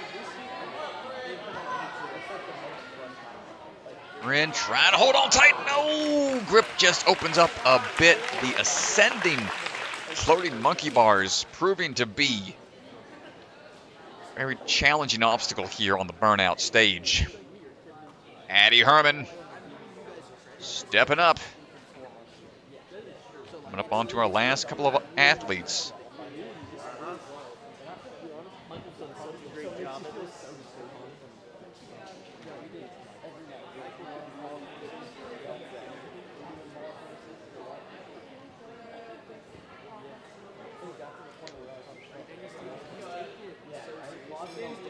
Addie, strong competitor. Multiple podiums in NSC. Multiple podiums across the board. To add to that laundry list of achievements, skipping that last ring entirely, making a big shortcut there. Anywhere you can take out a potential point of peril, please do. Keep on swinging through.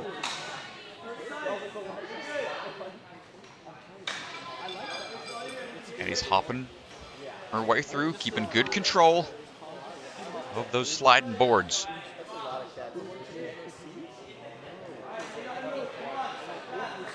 Brought him onto the pegs and just wants to get on through with it. Out of those cannonballs. Back onto the bar to relax for a little bit before attacking those floating monkey bars. She's got a great pace here, sub-minute to this point.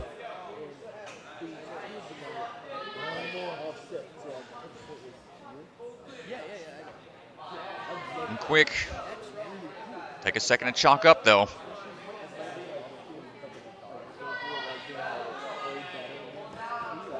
Here we go, attacking these floating monkey bars, facing forwards. Got to be able to have a decent timing with the swing. Any backswing too much so will cause you to peel out, and that's gonna do it for Addie. But a great run, really quick to that point. 6 obstacles completed in 1 minute 23 seconds, .17. Which leaves our final runner, Miss Pereira, standing by.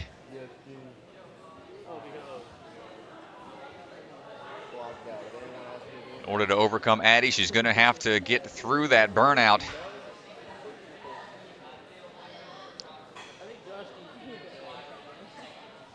As fast as possible.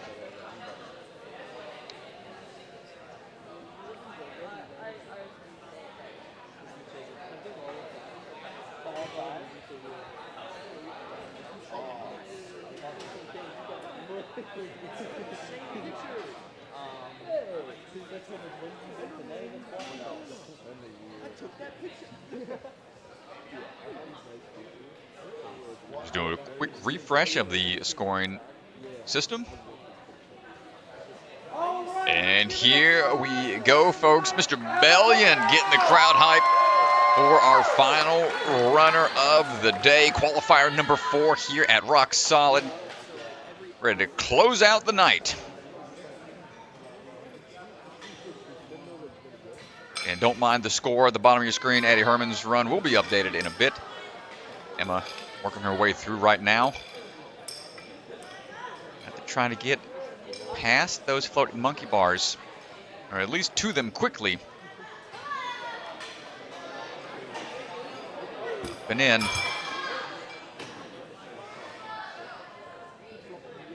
Hold on tight, moving up, and oh no, a shocking fall. You can see the hands on the head Did not expect that to happen. She had the swing going and just staring up at it. You know, that was a shocker of a way to exit on the burnout. She had such a great run. And that's going to end it for the runs on the women's side. And I'm going to go head out to the floor, do a quick interview, and we'll be back with the awards thereafter. So be right back, folks.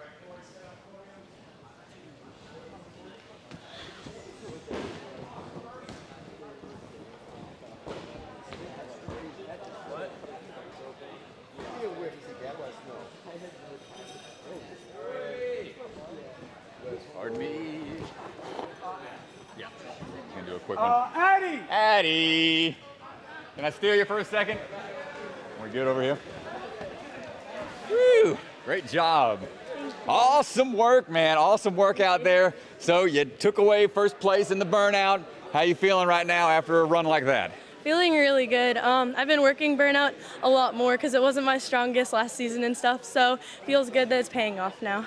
What do you feel was the crux point on this course in particular for all the athletes here? What do you think was the most challenging aspect of this burnout course specifically? I feel like with this burnout, it's not super long, but every obstacle is challenging. So every obstacle you really have to dial in. Once you get to those cannonballs, it just gets pumpy really fast. So adds up.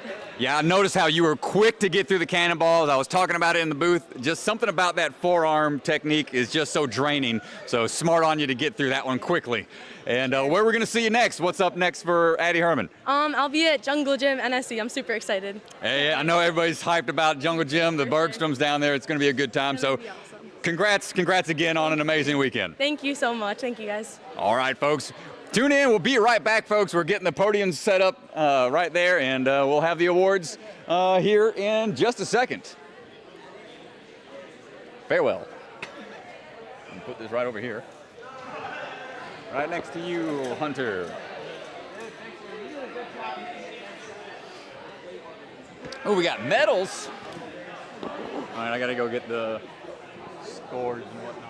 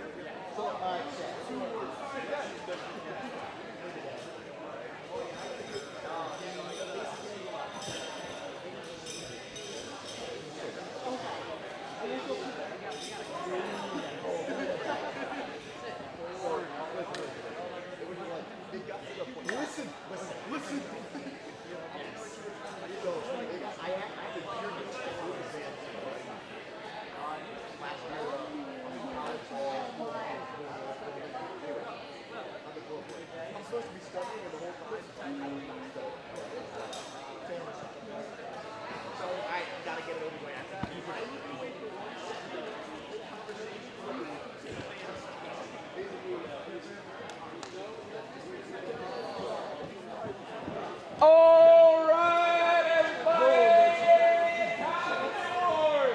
Where's that microphone? Like I need it.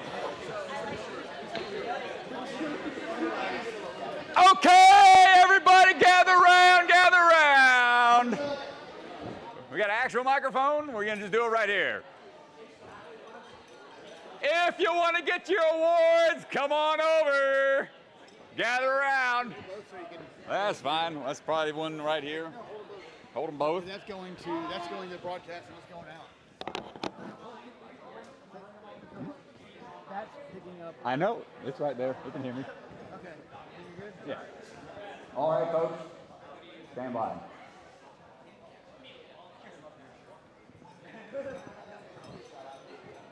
All right, everybody, for the awards, we're going to start here with the men's division. In 5th place, qualifying, is going to be Matt Bradley. Matt Bradley with 14 points, qualifying. He qualified, good sir. In 4th place with 19 points, Sam Folsom. With dodge roll. In 3rd place with 24 points, Noah Munier.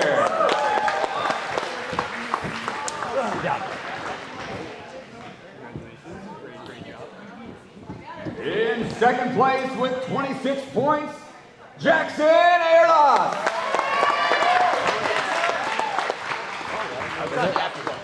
We're done. Great job. Congratulations. No, Brad, we gotta do the face. Oh, yeah. And in 1st place with 29 points, almost a full sweep, gonna be Phil Folsom. Congratulations, Tim. Great job. All right, guys. And get your photos, ladies and gentlemen. Get those photo opportunities. Y'all ready? Right now, nice work. 2, 1. And with the smoke and everything. I hit it. I guess you missed it. Jackson, did you hit it? I did get it. That's what I hit it. I didn't hear the 3. Are we good now? Here we go home. Hunter, we're good? Need sleep. And come on down, gentlemen. Excellent work, excellent work. And on to the women's division. There we go. All right, qualifying for the national finals, going all the way down to 5th place. 5th place for the women's division, Corinne Capriati.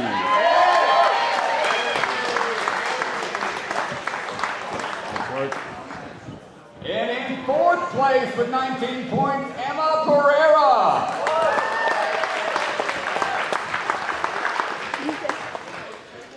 In 3rd place with 20 points, Akshara Papu.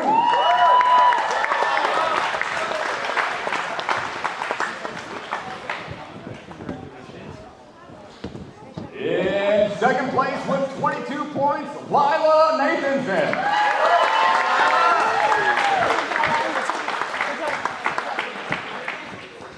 Congratulations. Thanks, Mike. And in 1st place with 29 points, Addie Herman.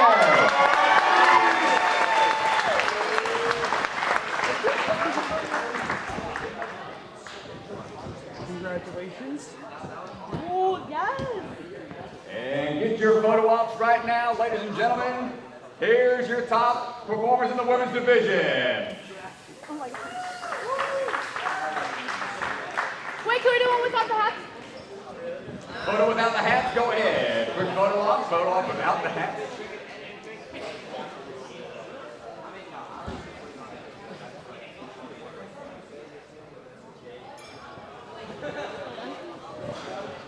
Hunter, we good?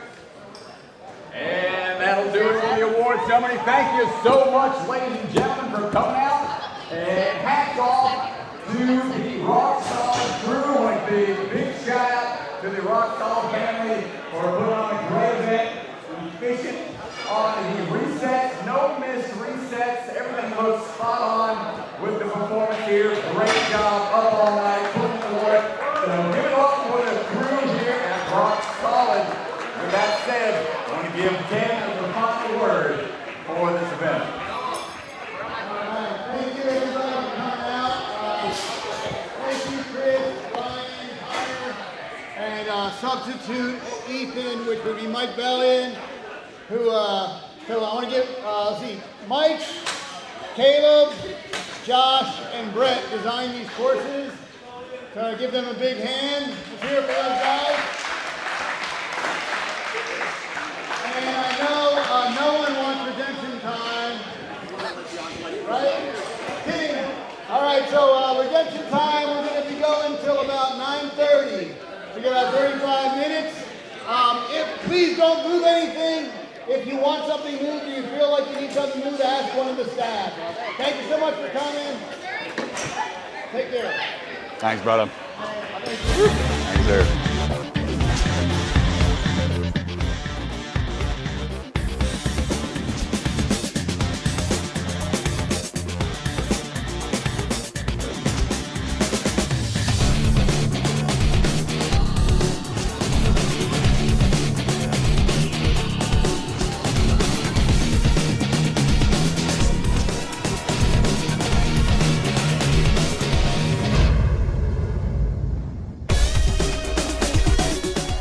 From the secret factory in an unknown corner of the world, bucket of chalk is coming to you handmade, perfectly balanced, and made with love.